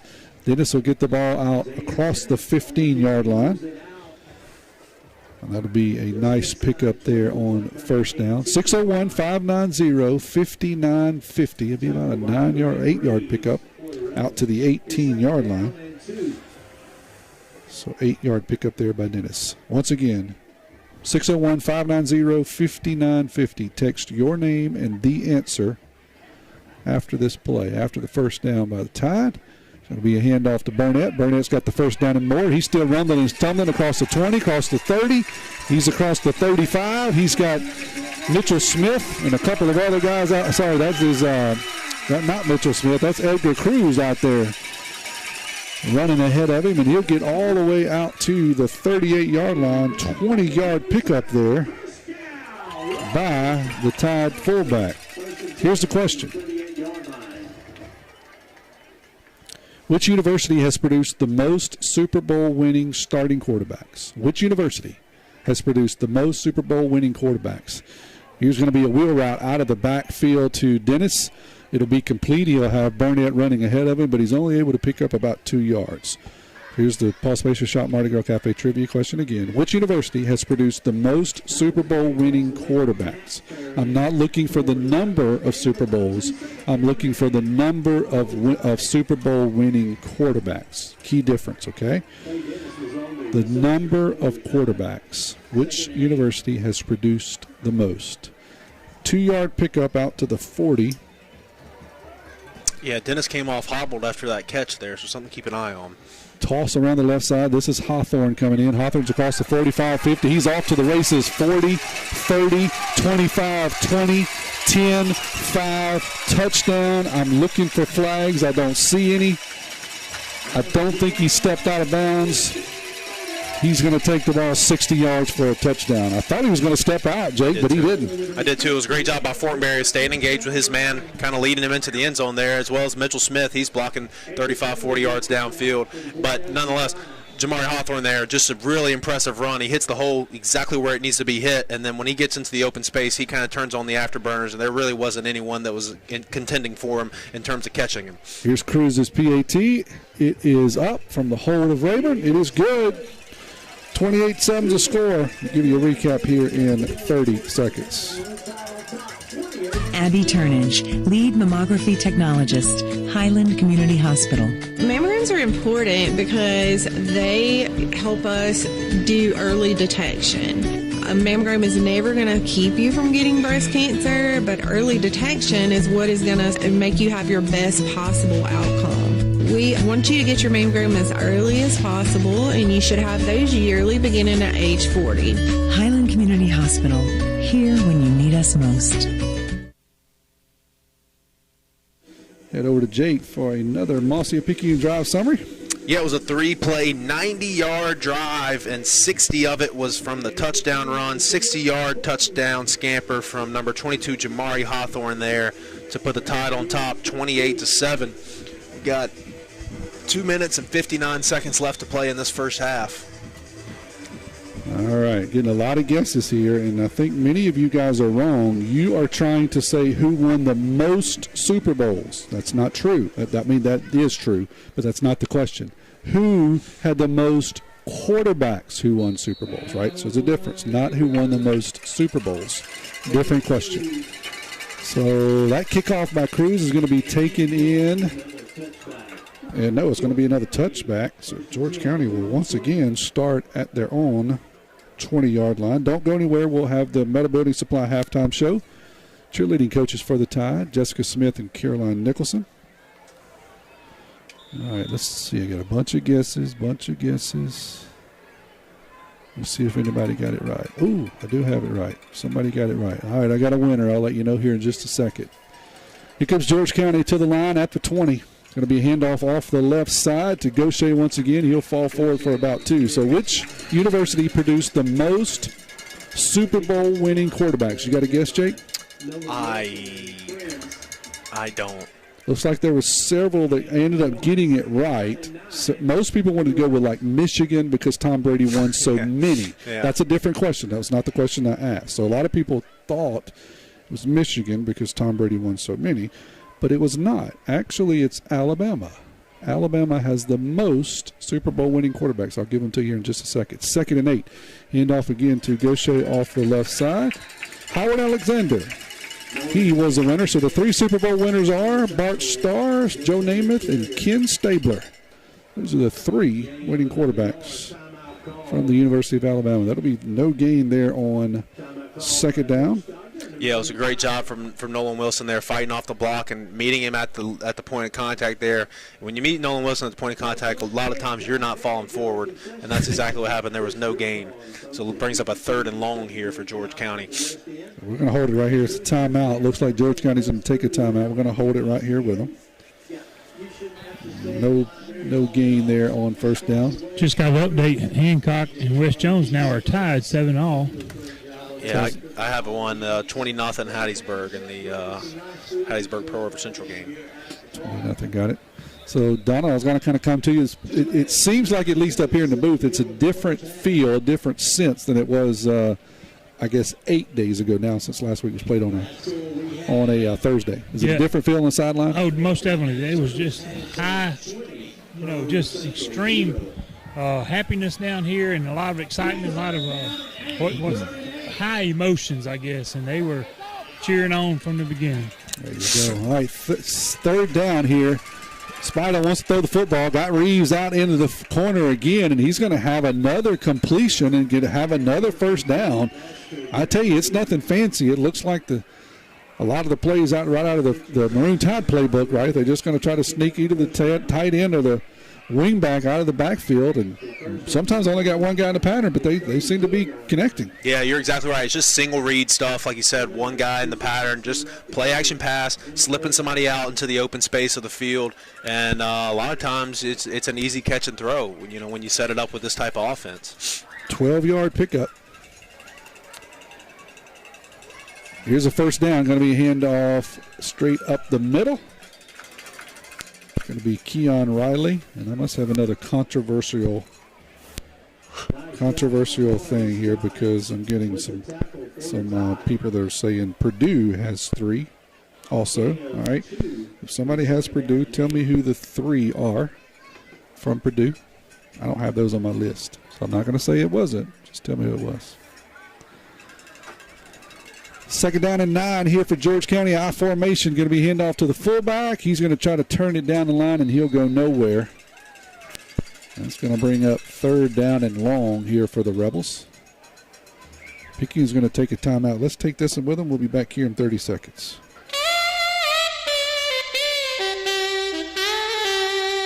Scott Hillary and Hillary Law Firm PLLC focuses primarily in the areas of divorce, child custody, wills and estates, DUI, defense, and personal injury, where he has served a wide variety of clients throughout South Mississippi. As a longtime resident of Picayune, Scott works personally with each client to create a personalized plan to achieve goals set based on their individual legal situation. Call 769-242-0375 for an appointment. Mr. Hillary understands that no cases are identical and that each legal matter requires a unique and individualized plan based on each client's specific needs.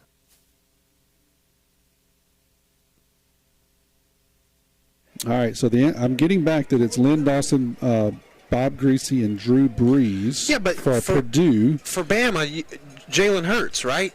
Are we not counting that he played at Alabama?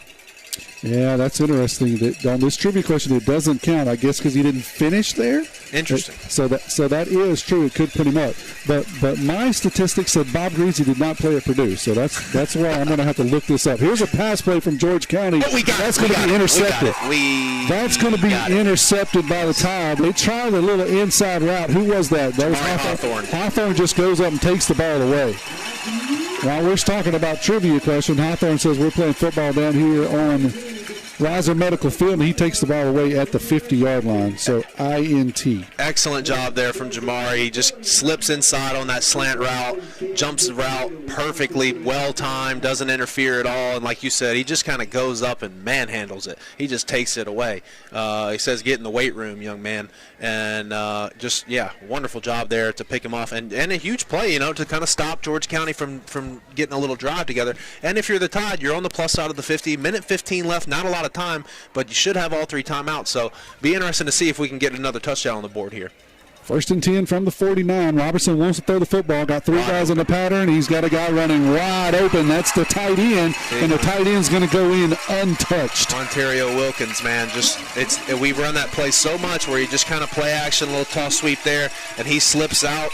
And no one runs with him, and he's right up the seam. Colt throws a beautiful ball, hits him in stride, and Ontario goes untouched into the end zone. So it was so fast, our cameraman Kevin Weiss couldn't even keep up with him. That's how quick the ball got down the field. 49-yard pass play. This Marcia Picayune drive summary will be a quick one. Here's Edgar Cruz on for the PAT. Kick is up. It's good. No, it's no good. They're waving it off. No good. 34-7. We'll be back here in 30. Hello, Maroon Tide fans. This is Deanna Hunt, a Picayune native and a graduate of Picayune Memorial High School. I am a local real estate agent with the Smith Group Realty. Whether you are ready to buy or sell, I would love to help you with any of your real estate needs. Give me a call today at 601-273-1351. I am Deanna Hunt, a proud supporter of Picayune Maroon Tide and your local real estate agent with the Smith Group Realty. Call today and let's find you the perfect home. Roll Tide, roll. Head over to Jake for another Marcia Picayune drive summary. Yep, it was a short one play, 49 yards, and that was the touchdown pass there from Colt to Ontario Wilkins to make it a 34-7 ball game after the missed point after, and I swear there was a minute 15. Yeah, it didn't move. It didn't move. It started at 1:15. It did not run, so that's a 0-second drive. All right. One play. That's why I said one play, 49 yards, because they did not start the clock. Here's the kickoff by Cruz. It's going to be into the end zone for another touchback. George County will once again start on the 20, and it's still 1:15 on the clock.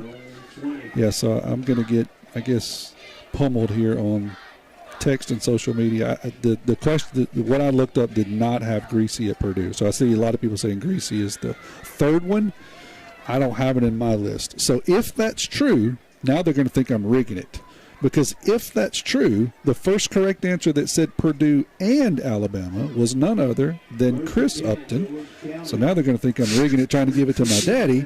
But he was the first one that answered Purdue and Alabama. So I'm going to let Howard, because they're both in the same Sunday school class, and my daddy figure out who's going to get those butter crunches and bring them to me.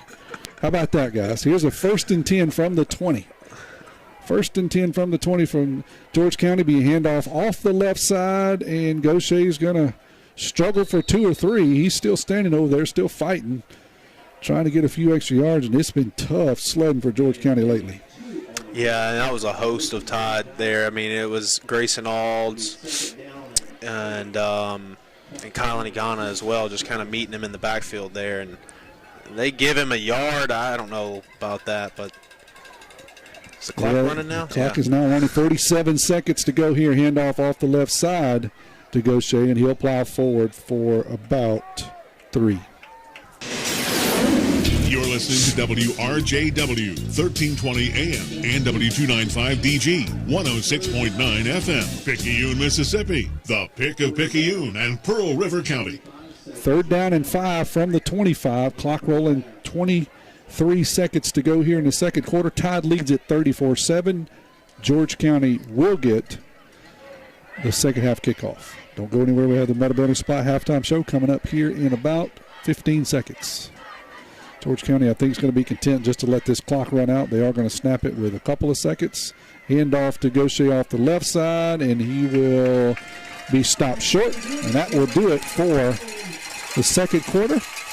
34-7. It's been all tied here, other than one pass play that George County was able to score on 4th down. Other than that, it's been all tied. Let's head over to the Meta Building Supply halftime show. 34-7. Tide leads it.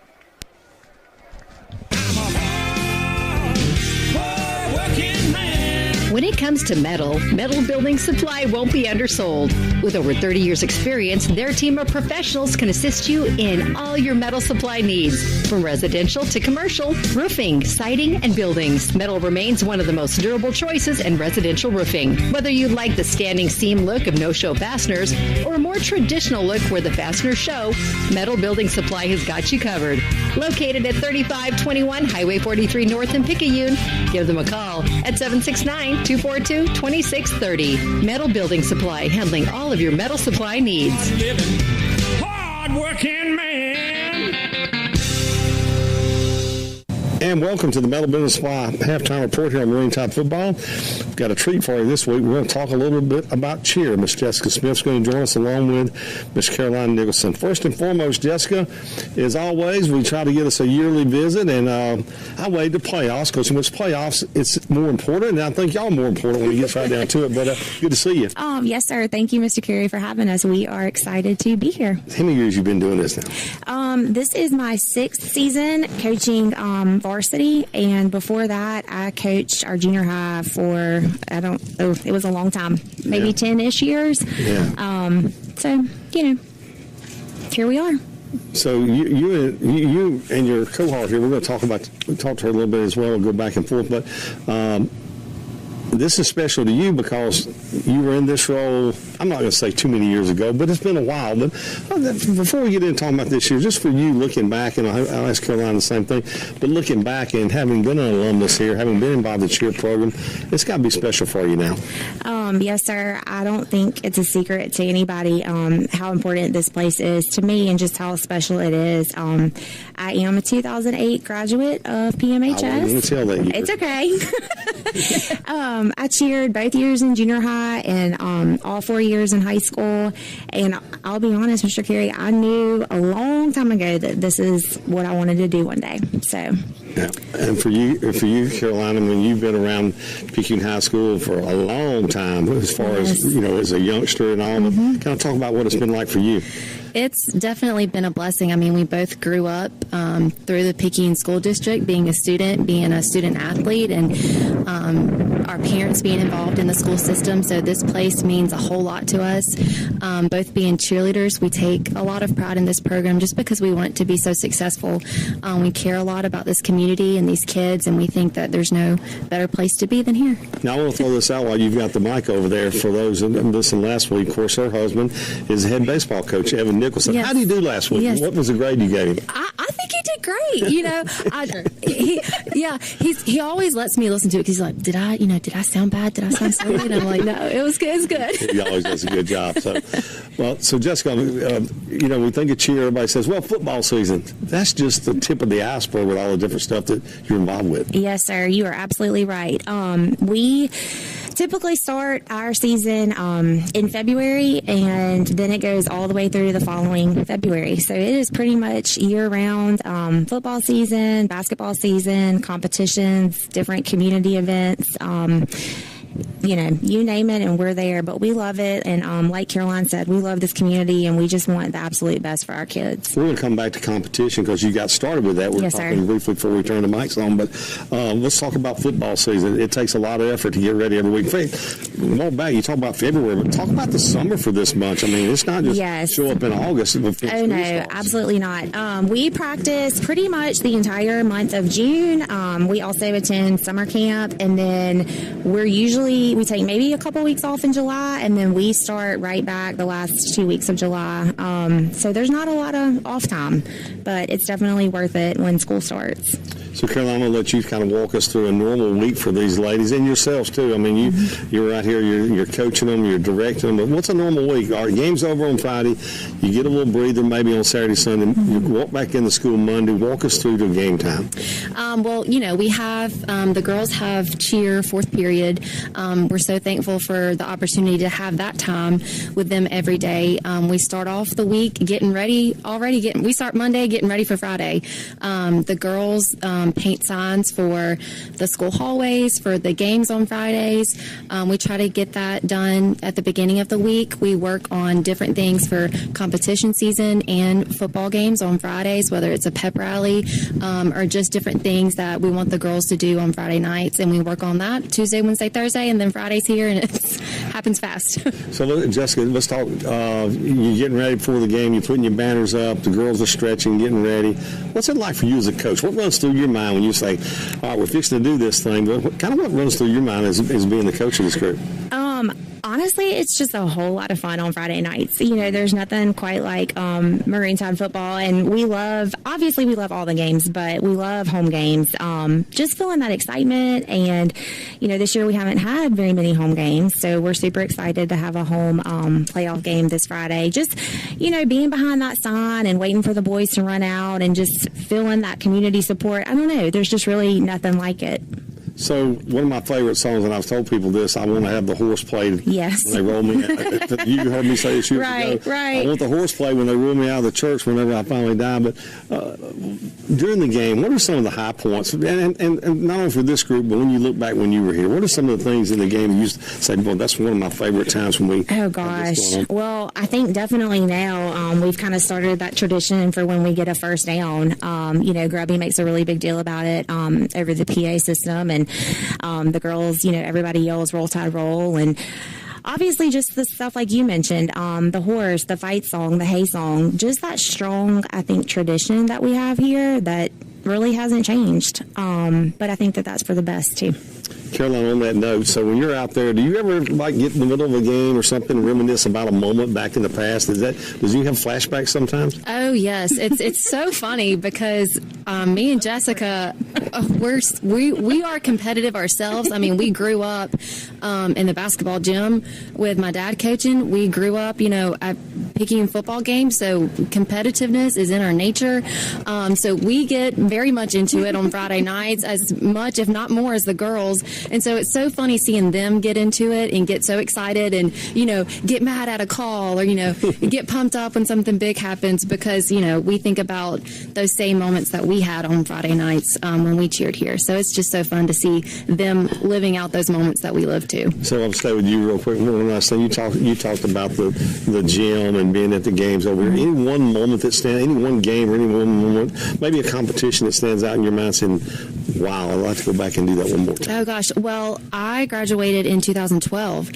So that year was the first year that they had won the state championship since, I don't know when the last time was. Mm-hmm. So that was a super big deal at that point in time. So just being able to experience that was so unreal.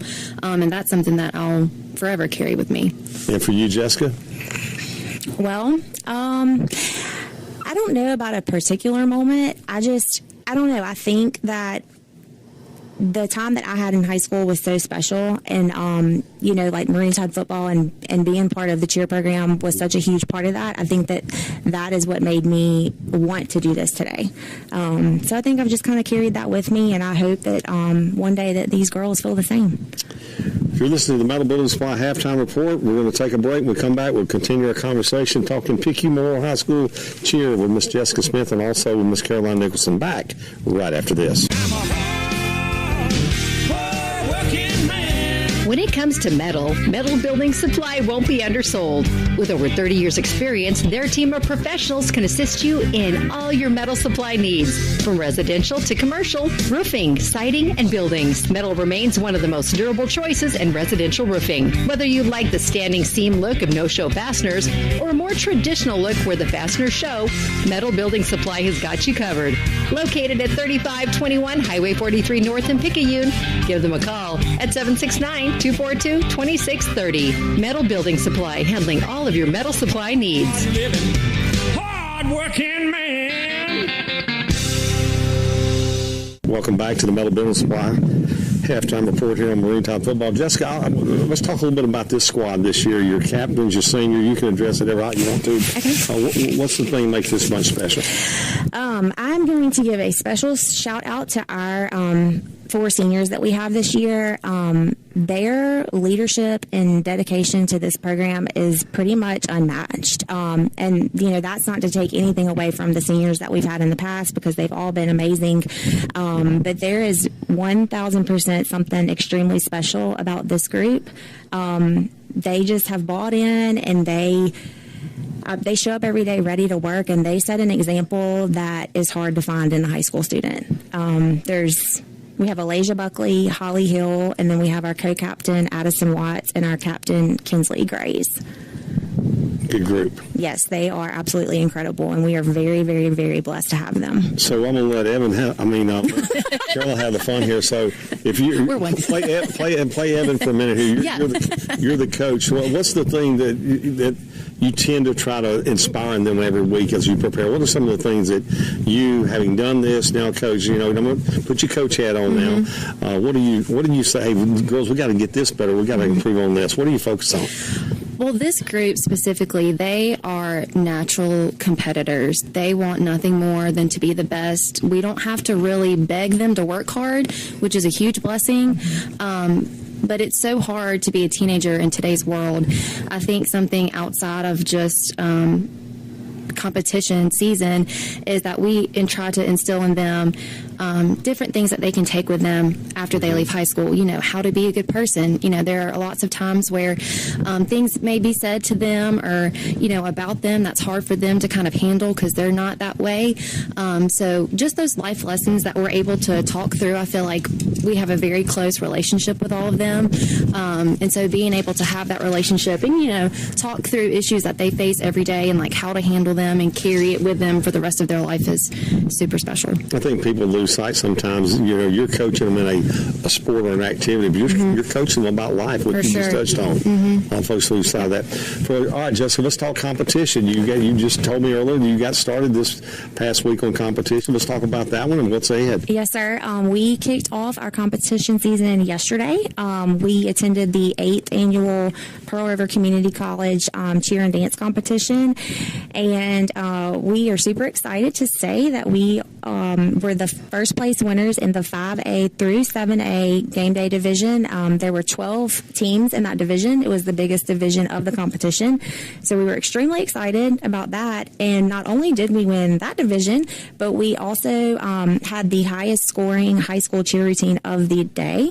So that's 1A through 7A. So we were super proud and thrilled to bring that title back. On that note, and I'll let both of you address this, but the success that you've had here, the success up the road at Pearl River Community College, a couple of national championships, success at other cheer programs in the county, it creates a lot of opportunities for a lot of these young ladies beyond high school. Yes. I want to say, and I might be giving you the wrong number, but in the last 5 years, so obviously not counting this current senior class, I want to say there's been 16 or 17 girls who have signed full college scholarships for cheerleading.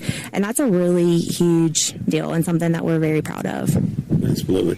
Now, on the topic of scholarship money and things of that nature, let's talk about these competitions, the exposure that you get when you go to these competitions. Yes, is huge. Absolutely. Especially, at one like Pearl River Community College, just because it is somewhere that's close to us.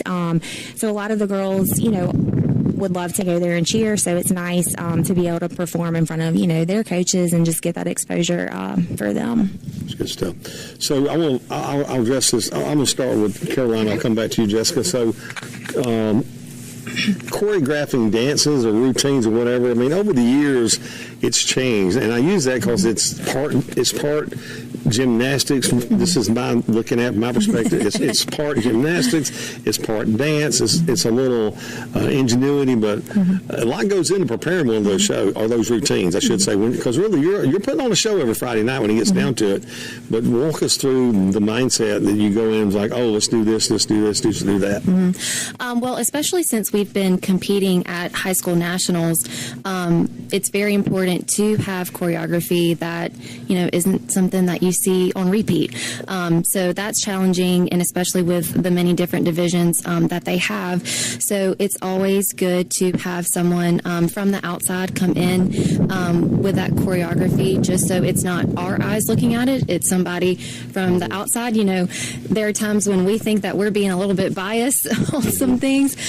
So it's so good to have outside eyes and outside assistance with those things. So it's not just our opinions and what we think. It's, other opinions as well. Now, we're going to close this out with some fun. So I'm going to start with you, Jessica. So tell me something that maybe a little superstition or a little something that every week that you do, and I'll have Caroline do the same thing. Is there a certain superstition or anything that you do every week when it comes to getting ready for games? Oh, gosh. Let me think about this. Is there? I'm looking at her to see. I'm trying to think. I don't think we have. Yes, I don't think we necessarily do as coaches. I'm certain that the girls do. Yeah. They are very superstitious. And look, like I said, they are bought in, and they're all about it. And we're so thankful for that. So let's talk about other events you've got coming up maybe in the next couple of months. Of course, we can talk about all the activities around school stuff, but yes, sir. What are some of the stuff you're going to be involved with? Well, we actually, tomorrow night, we will be marching in the Veterans Day Parade with our band. Which actually will be this past Tuesday as we record this. Yes. Yep. Sorry. That's okay. Good. Yes. And then we will attend our regional competition, which is our nationals qualifier, on Sunday in Baton Rouge. And then we will have our MHSAA state competition in December, and then we will attend high school nationals again the end of January into 1st of February in 2026. And we've got a lot of little things in between there. You know, obviously participate in the annual Picayune Christmas Parade, Christmas on the Rails, just some different things in the community. So, Caroline, let's talk about when y'all get the kiddos out here, the little Tide cheer camp. Both of you lit up when I asked that question. That's got to be a lot of fun. Yes, it's a lot of fun, especially having a little one of my own that, absolutely adores these girls. It's so funny because she's with them so much that I could be playing like a video from competition away from her, and she'll start saying the words from across the room. And that's just how like the little Tide campers are. And it's so fun to see their excitement about the program and about cheerleading, because that's something that means a lot to us. We want to make sure that we continue to have the younger generation come up loving cheer, because it's something that we love, and it gives girls numerous opportunities after high school. So just to be able to incorporate that excitement in the younger generation is fun to watch. Let's stay with you, and I'll close out with Jessica. Being a part of the school district for a long time, a lot of your family are part of the school district for a long time, the A rating and the excitement around that. I know Coach Mitchell, how hard that she wanted that for so many years and get that, but being an employee here, being an alumnus, what did that mean? Oh gosh, it means everything. And honestly, neither one of us could probably really talk about it without shedding a tear or being emotional, because we love this place so much. It's so special. These kids are so special. It's just so great to see the community recognize the hard work that these kids put in and the hard work that the staff puts in, because, we come here every day and we love on these kids, and that's something that I love about this school and this district, is that more than anything, more than the accolades, more than the ratings, it's about loving these kids and making sure that they feel important and loved and cared for, and that's something that I think is special, and you don't find that everywhere. Jessica, for you you go back to your grandpapa, and just we could go back. We talked about Mr. Fred Doll, yes, sir. His commitment to the school district and your family, but just when you look at this event, say rating. Oh, absolutely, and I agree with everything that Caroline said, and I think, okay, see, I could get choked up. I think sometimes people don't realize how great our kids truly are, so it's so amazing when something like that happens so publicly, because it allows the community to have a small glimpse of what we get to see every day. And like Caroline said, we love this place and we love these kids, and there's just no place like it in the world. Thank you so much, ladies. Always a pleasure to talk to you. You've been listening to Metal Building Supply Halftime Report. We'll take a break. Tommy, Jacob, and Dom will be back with you right after this. When it comes comes to metal building supply won't be undersold. With over 30 years experience, their team of professionals can assist you in all your metal supply needs. From residential to commercial, roofing, siding, and buildings, metal remains one of the most durable choices in residential roofing. Whether you like the standing seam look of no-show fasteners or a more traditional look where the fasteners show, Metal Building Supply has got you covered. Located at 3521 Highway 43 North in Picayune, give them a call at 769-242-2630. Metal Building Supply, handling all of your metal supply needs. Hard-working man. Back here at Reiser Medical Field, Lee Triplett Stadium. I'm Tommy along with Jake and Donald, and Kevin Weiss is running the video camera for us tonight. Jake, I may have picked a controversial Paul's Pastry Shop Mardi Gras Cafe trivia question, but there's been no controversy on the Picayune Maroon Tide sideline as they have just completely dominated George County. I'll just tell you a little bit of stats here. We got a couple of minutes before halftime gets over with. George County's first possession was their really only fruitful possession. They went 14 plays, 80 yards, took almost 7 minutes, and they scored on a 45-yard pass play that was on 4th and 5, if I remember correctly. Since then, they've punted, they've had an interception, and then they had 3 plays and ran the ball out of it was the end of the half. Picayune went 7 plays, 56 yards, and scored. They had a onside kick and went 2 plays and 56 yards and scored again, 14-0. Then on their third possession, they went 7 plays and 50 yards and scored 21-7. And then on their fourth possession, they went 3 plays, 90 yards on a 60-yard pass play. And then finally, on their last possession of the half, their 5th possession, they scored on 1 play, 1 49-yard pass play from Robertson to Hawthorne, and they missed the PAT. It is 34-7. Jake, been no controversy on the Tide? No, not at all. I mean, when you go 5 for 5 on your possessions with touchdowns, it definitely leaves no controversy here at all, unlike your trivia question. But there is a second half to play, and as the Tide knows very well, the second half can be where games are decided. So although the scoreline does show, 34-7, it's big here, and really this first drive, you come out on defense, you keep what the momentum you had in the first half, you get a stop, and then you get one more touchdown, and you can kind of start to feel really good about the situation that you're in. Head down to Don, and Don, the sideline seems to be still a little emotion down there. Todd seems to be kind of riding it right now. Yes, sir, indeed. I tell you, I just had a word with Coach Stogner, and I told him to go kiss his wife again because he did that the first half. I said, that brought you luck the first half, so go kiss her again. He said, yeah, right, you know that, don't you? So whatever you got to do, it seemed to work in the first half. Let's do it here in the second half. That's right. We don't want to break it, do we? Absolutely not. They're motivated tonight, guys. I want to thank our second quarter sponsor. We can get them in at the second quarter. That's the gym at Picayune. Edgar Wood saying Roll Tide Roll. I think I missed one on the first quarter sponsor. Let me get them in too. Our District 108 House of Representatives, Stacey Hopgood Wilkes, proud support and alumni of the Picayune Maroon Tide. Good for Purple County, good for Mississippi.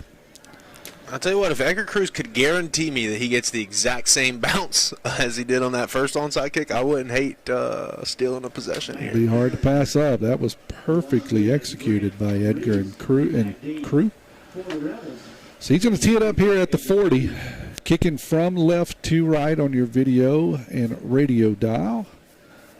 Always on the right hash. That seems to be where Edgar wants it. He squares it up. This one's going to be deep. It's going to be taken in at about the 4. This one's going to be returnable. George County's going to come out and get across the 20, across the 25, across the 30. He's off to the races, off the 35, and finally going to be drugged down out close to midfield. That's a good return there by George County. Good way to start the second half. Yeah, and Edgar Cruz playing a little deep safety there.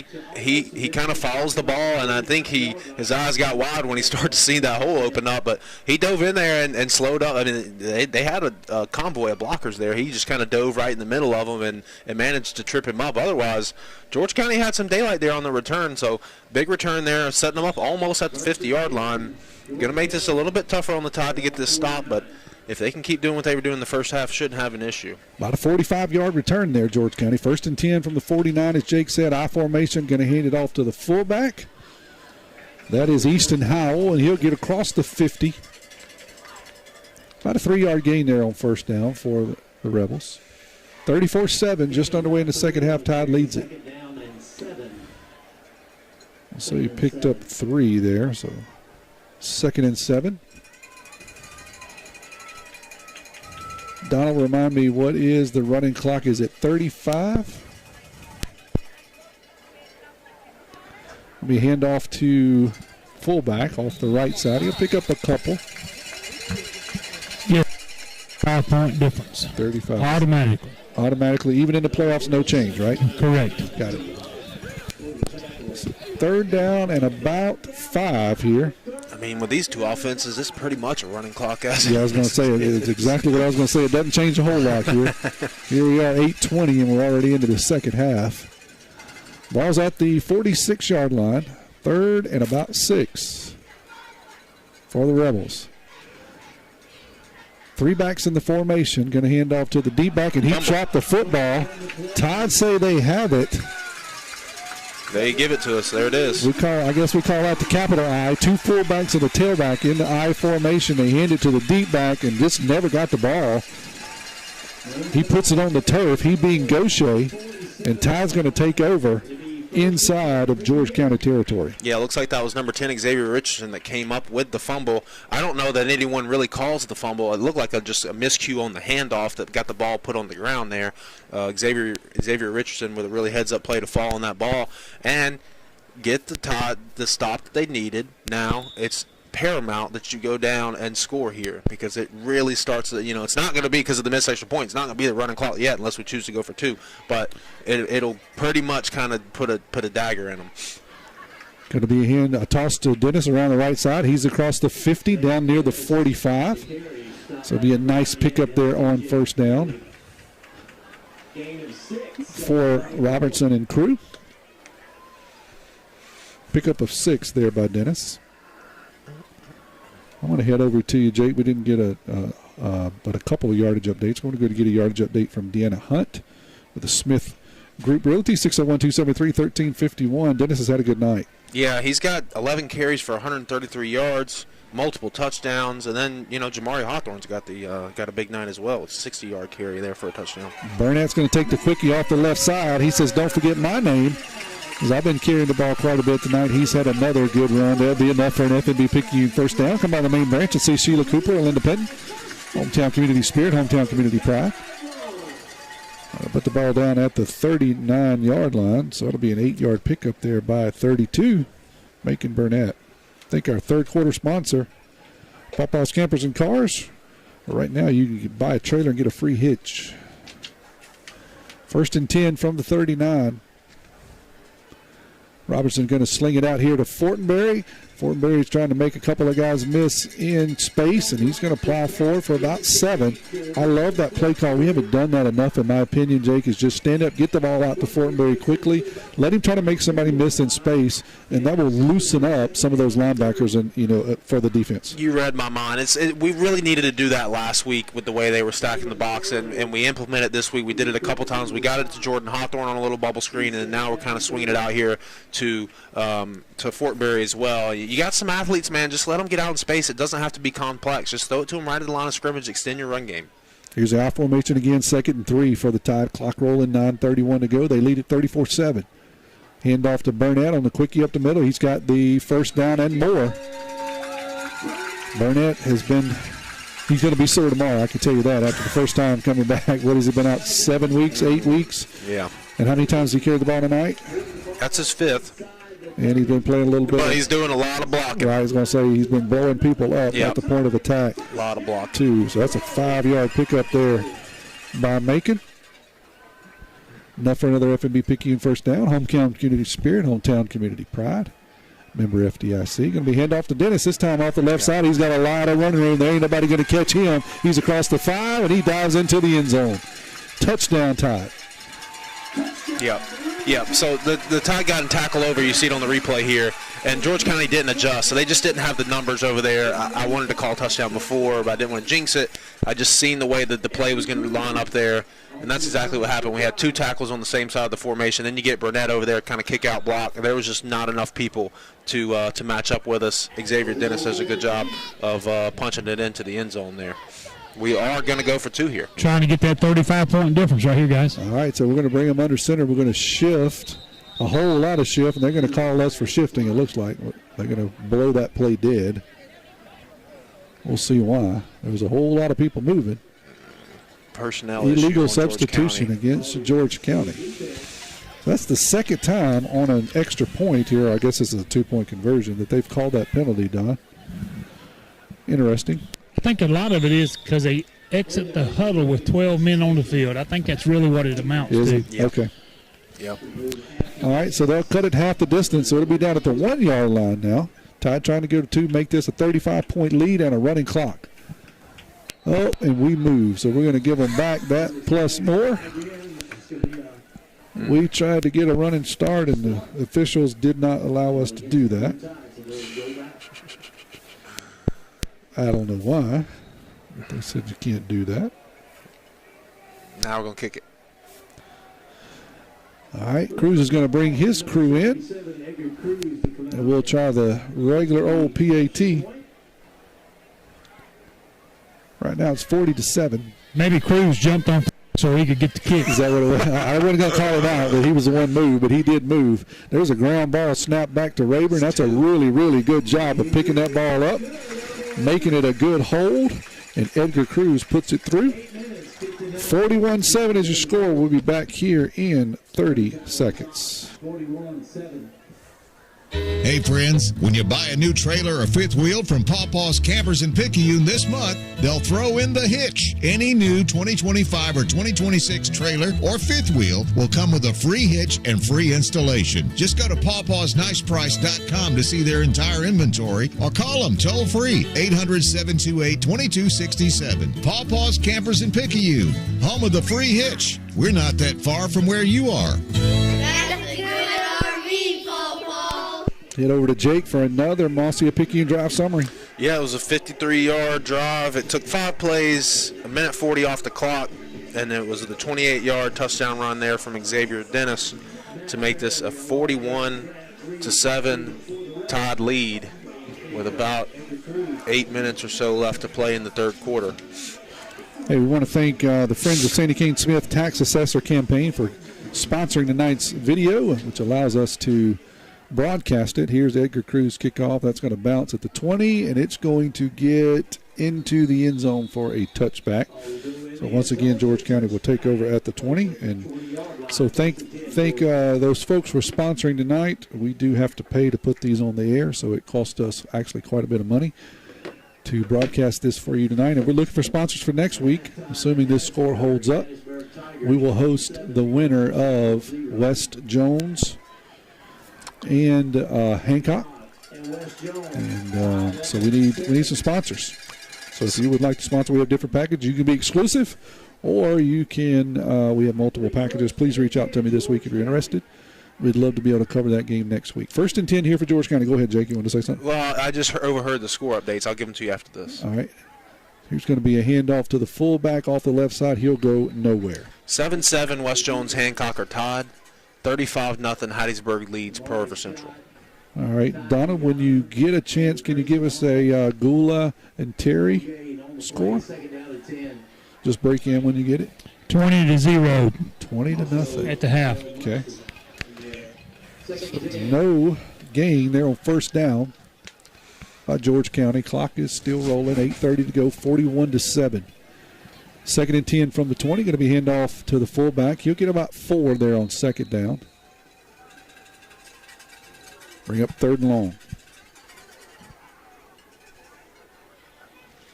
You got Wilson Munson on the tackle. The 3rd down and 6. 3rd and 6. 3rd and 6 here for George County. I formation, 2 wide receivers to the right, wing back to the right. Try to get the Tide to jump off. We do not. Looking to the sideline to get another play. See if they're going to change the play. They're going to hand off to the tailback off the left side. He runs over a couple of Maroon Tide guys. And he's going to be down close to the 30. I think he's going to be a yard or 2 short. So bring up 4th down with about 2 yards. You got to believe George County goes for it here. Down 34. Yeah, you kind of have to. I mean, and listen, it's a manageable 4th down. So they went for this one early in the game in the same spot. So I don't know that. I think that was kind of their philosophy from the get-go. But they do have two guys out wide. So maybe look for a little easy pass here.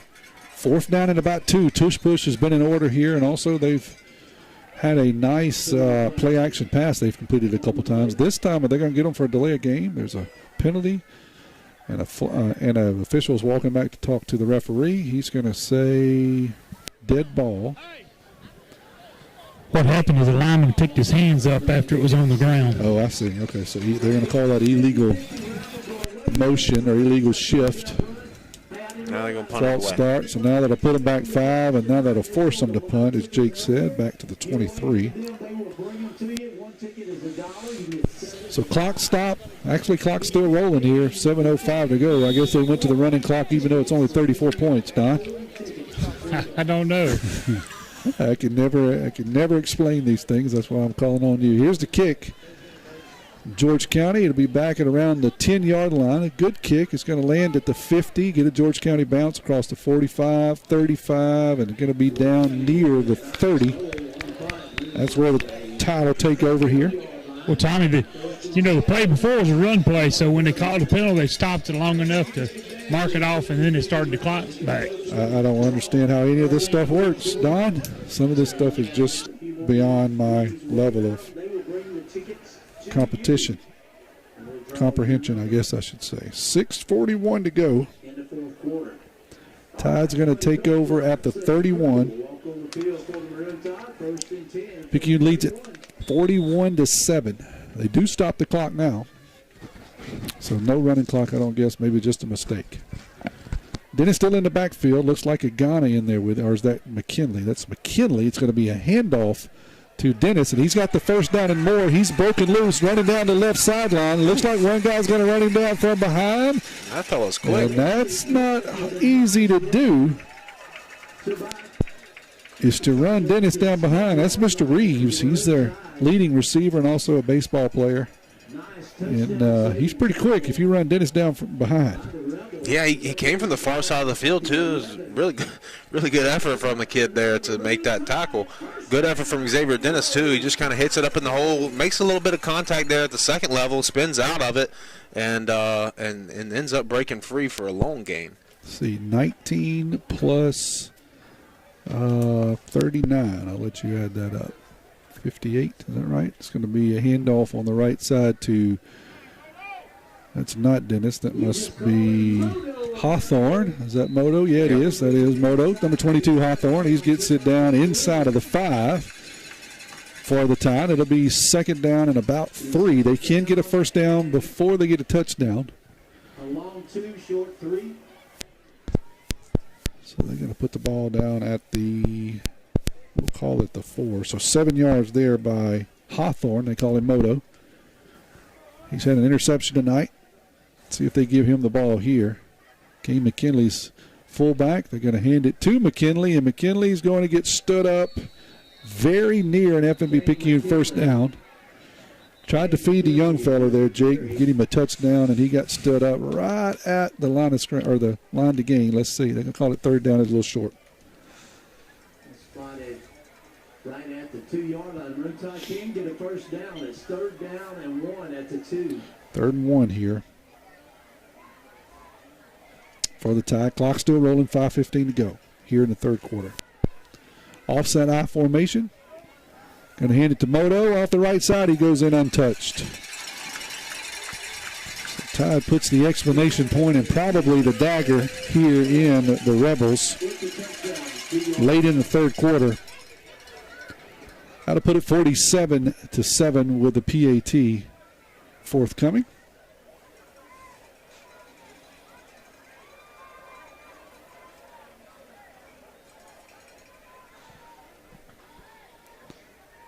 And now you hope just to have no injuries, quite honestly. That's what you hope to get out of this. Edgar Cruz on for his 864th PAT.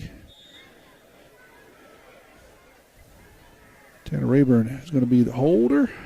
He got a ground ball last time. This one he gets a pretty good snap back. Good hold. It's good. 48-7 is your score. We'll be back here. 30 seconds.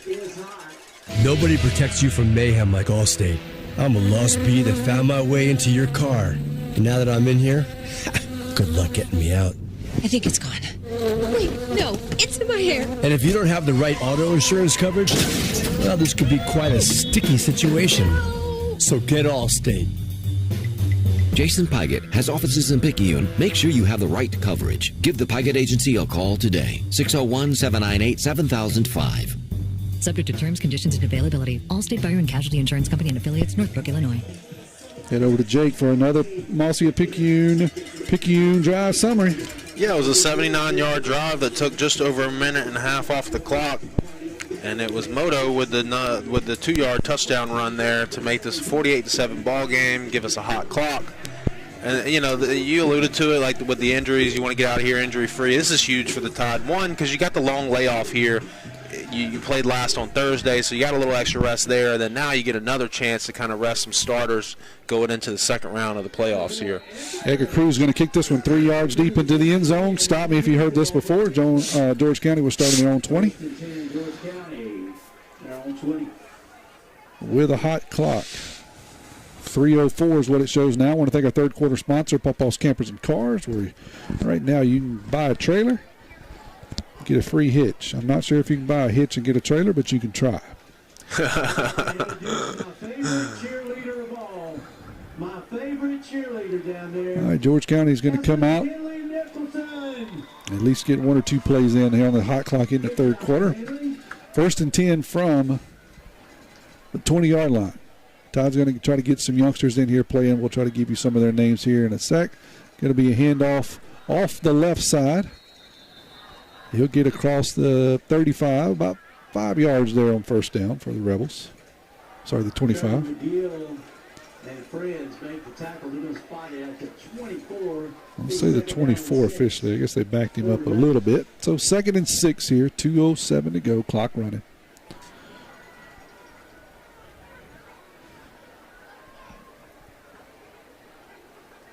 I saw when Mr. Brent Travis made a comment on our video feed earlier. Hey, Brent, I hope you're still listening and doing well. Handoff off the left side this time, and he'll go nowhere as he gets stopped right at the line of scrimmage. Maybe a yard if they're feeling especially fruitful here as we get close to Thanksgiving. They'll give him a yard out of the 25. 3rd and 5. 3rd down and 5, 35 for the Rebels.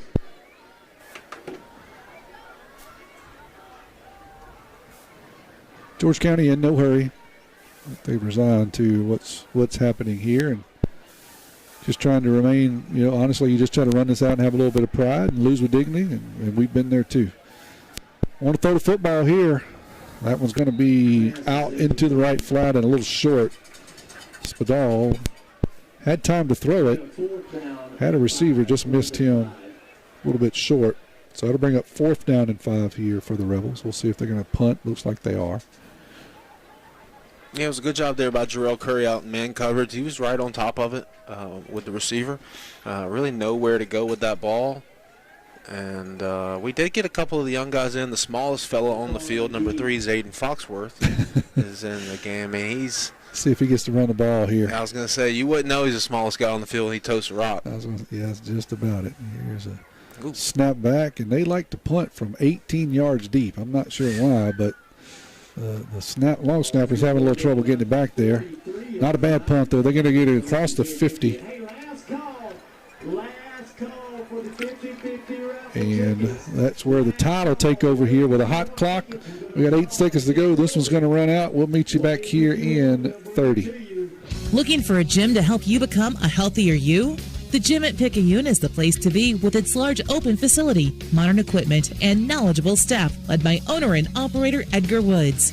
The gym at Picayune offers a variety of workouts and classes to meet your specific needs with 24/7 access. The gym accepts silver sneakers, which is available at no cost for adults 65 plus through select Medicare plans. More space, more equipment, more growth. The gym at Picayune. We head to the fourth. Tide leads it 48-7. Try to get you some other scores here in just a second, but it's going to get a little hairy, I can tell you, here with a hot clock in the fourth quarter here. So, Don, if you get some updates, just bust in there. Hattiesburg 35-0 up on Pearl Central. Brandon Ocean Springs playing a heck of a ball game. It's 6-3 in the third quarter. Wow. Playing baseball. Tanner Rayburn's going to take the snap and toss it around the left side. I think this is your young man right here, is it not? That's 6, Kendall Jett. Is it Kendall Jett? He is a youngster. Jett is a sophomore. He takes the toss sweep around the left side. He'll have a no. We're going to call him just short of an F&B Picayune first down. Rayburn's in. Rayburn's in a quarterback. He spells Colt Robertson. A lot of youngsters. Just go ahead and call them out as you see them. Yeah, I'm going to get you that offensive line here in a minute. Second down and 1 here for the Tide. Ball is going to be spotted at the 48. Rayburn goes under center, going to hand it off the right side. I think that's Jett again. And he will be very close to an F&B Picayune first down. Tide just trying to get some youngsters some playing time here. Lots of new faces across the front. Jake will read those off. I see lots of new white shiny numbers.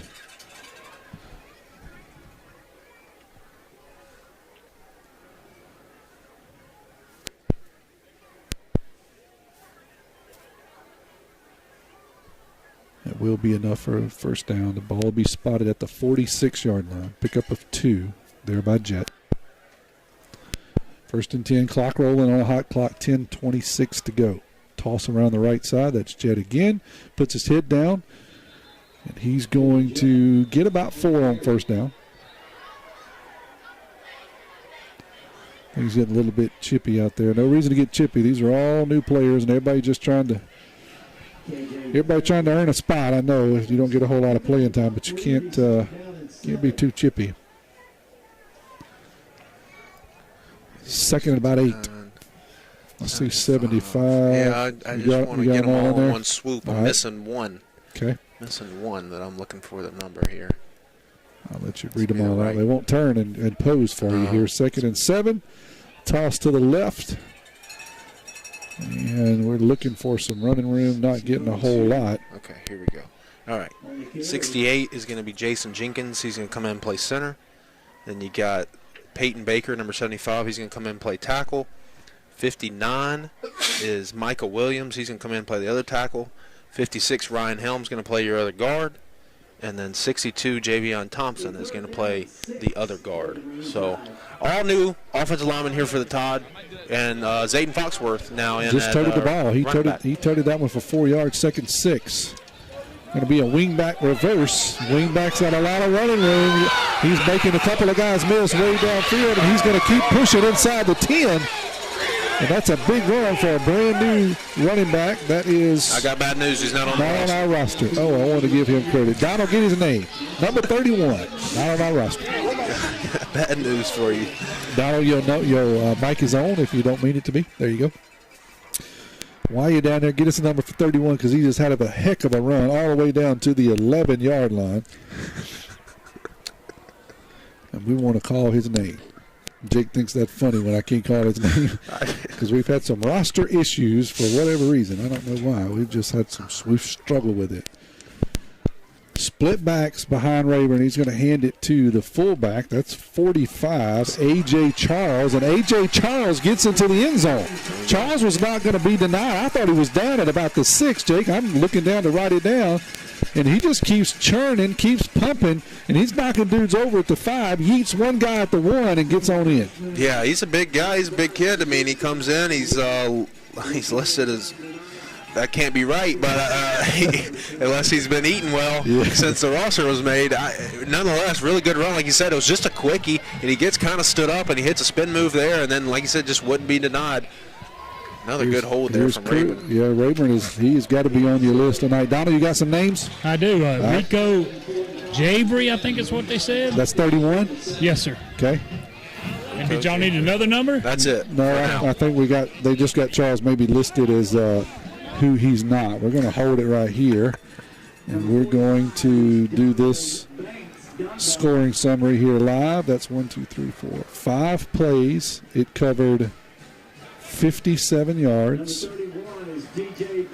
and it took about 5 minutes off the clock. That's a running clock. And that is A.J. Charles with what I have as his first carry of the year, and he was going to make the most of it. 11-yard TD run. There's your Mossy Picayune Drive summary. That's going to run the score to 55-7. Been all tied here tonight. Go ahead. Well, Grubby made note that somebody was DJ Durr, and I don't have a DJ Durr on the roster, so I'm assuming we got the wrong number somewhere, wrong name, matching number somewhere here. We will try to correct that before next week. Here's the kickoff by Cruz. It's going to be a high kick, taken in somewhere around the 10. It is returnable by George County. He's looking for a hole, and he's not really going to find any. He'll just get swarmed under by maroon jerseys at around the 20. Once again, George County takes over at the 20. They have had long field possession tonight. Now there's going to be some nonsense after the play, and they're going to get somebody for. Don, if you want to walk down here closer to where the bench is and make sure 45 is who we think he is. I'm looking at him right here, other side of the bench, right here near the 50, right here by Coach Penn. Charles is who we have. I don't think that's him, man, and I don't want to have this happen again. So if we can, I mean, you just want to walk up and introduce yourself to the guy. I mean, he's a big fella. There's no way this is the right guy. Yeah, he's listed as 5'10", 160, and that's not the same dude. So that's what we have on our roster. Let's find out. We give him credit. On our roster is A.J. Charles. Right there to your left, Don. 45. He's about 4 down from you, Don. Straight ahead of about 4 down. There he is, right there. Don, just get out on the field. Stop it if you need to. Give him a hot mic. Do what you got to do. Don is right up in his grill getting his information. Looks like he's taking a picture of his driver's license. We'll have a complete update here. What you got, Heavy? DJ Durr. There we go. I told you. I mean, I could listen. I don't know why we even have these rosters. We'll just make them up. When you tell me somebody's 163 and I'm looking at an extra large pair of pants, the math ain't mathing. So DJ Durr with the touchdown, his first of the year. Congratulations, DJ. George County's going to take over at their own 10. They must have got, they got a penalty there for unsportsmanlike after the play. Gaucher still running hard. He's going to get out to the 20. That should be enough for a first down there for them. 4:43 to go. Hot clock here. 55-7 tied. Let's get a one final before this gets crazy. Yardage update from Deanna Hunt with the Smith Group Realty. 601-273-1351. After this play, we'll get some yardage updates from Jake, sponsored by Deanna Hunt. Handoff off the right side. Gaucher makes a couple of guys miss, and he'll fall forward out to the 25. Go ahead, Jake. Yeah, so Xavier Dennis is going to end his night with 13 carries for 219 yards, 4 touchdowns. And then you got Jamari Hawthorne's got 85 yards with 2 touchdowns. And then Colt's got the other one to Ontario Wilkins, the 49-yard air ball there for a touchdown as well. I want to thank our fourth quarter sponsor. Get the care you need when you need it. Maximum Health Urgent Care in Picayune. Proud supporters of the Picayune Maroon Tide. 3:44 hot clock. First down from the 25. Handoff off the right side. Gaucher still running hard, even though the game is well in hand. Hats off to that young man and for the entire George County crew for the most part. They're just fighting, playing with a little bit of pride here late as their season's going to come to an end here tonight. They got a long bus ride home. And we've been there, so we know how it feels. Hats off to these guys. Got a lot of respect for the Rebels. He'll get out across the 31-yard line and bring up second about 3:12 clock still rolling. Don't go anywhere. We'll have the Moore Chiropractic Clinic post-game show. Probably its earliest running of the night. It's 8:50 here. Hot clock in the second half. Handoff off the right side. That's Gaucher again. He'll have the first down and more out near the 40 for the Rebels. I want to thank the Friends of Sandy Kane Smith Tax Assessor Campaign for sponsoring our video feed tonight. My last plea is we need money if we want to cover next week's game. Right now we got a good one over there. It is West Jones and Hancock. Don, if you get a final update here, because this is going to go quickly, right at 2 minutes now. We will post the winner of that game here next week.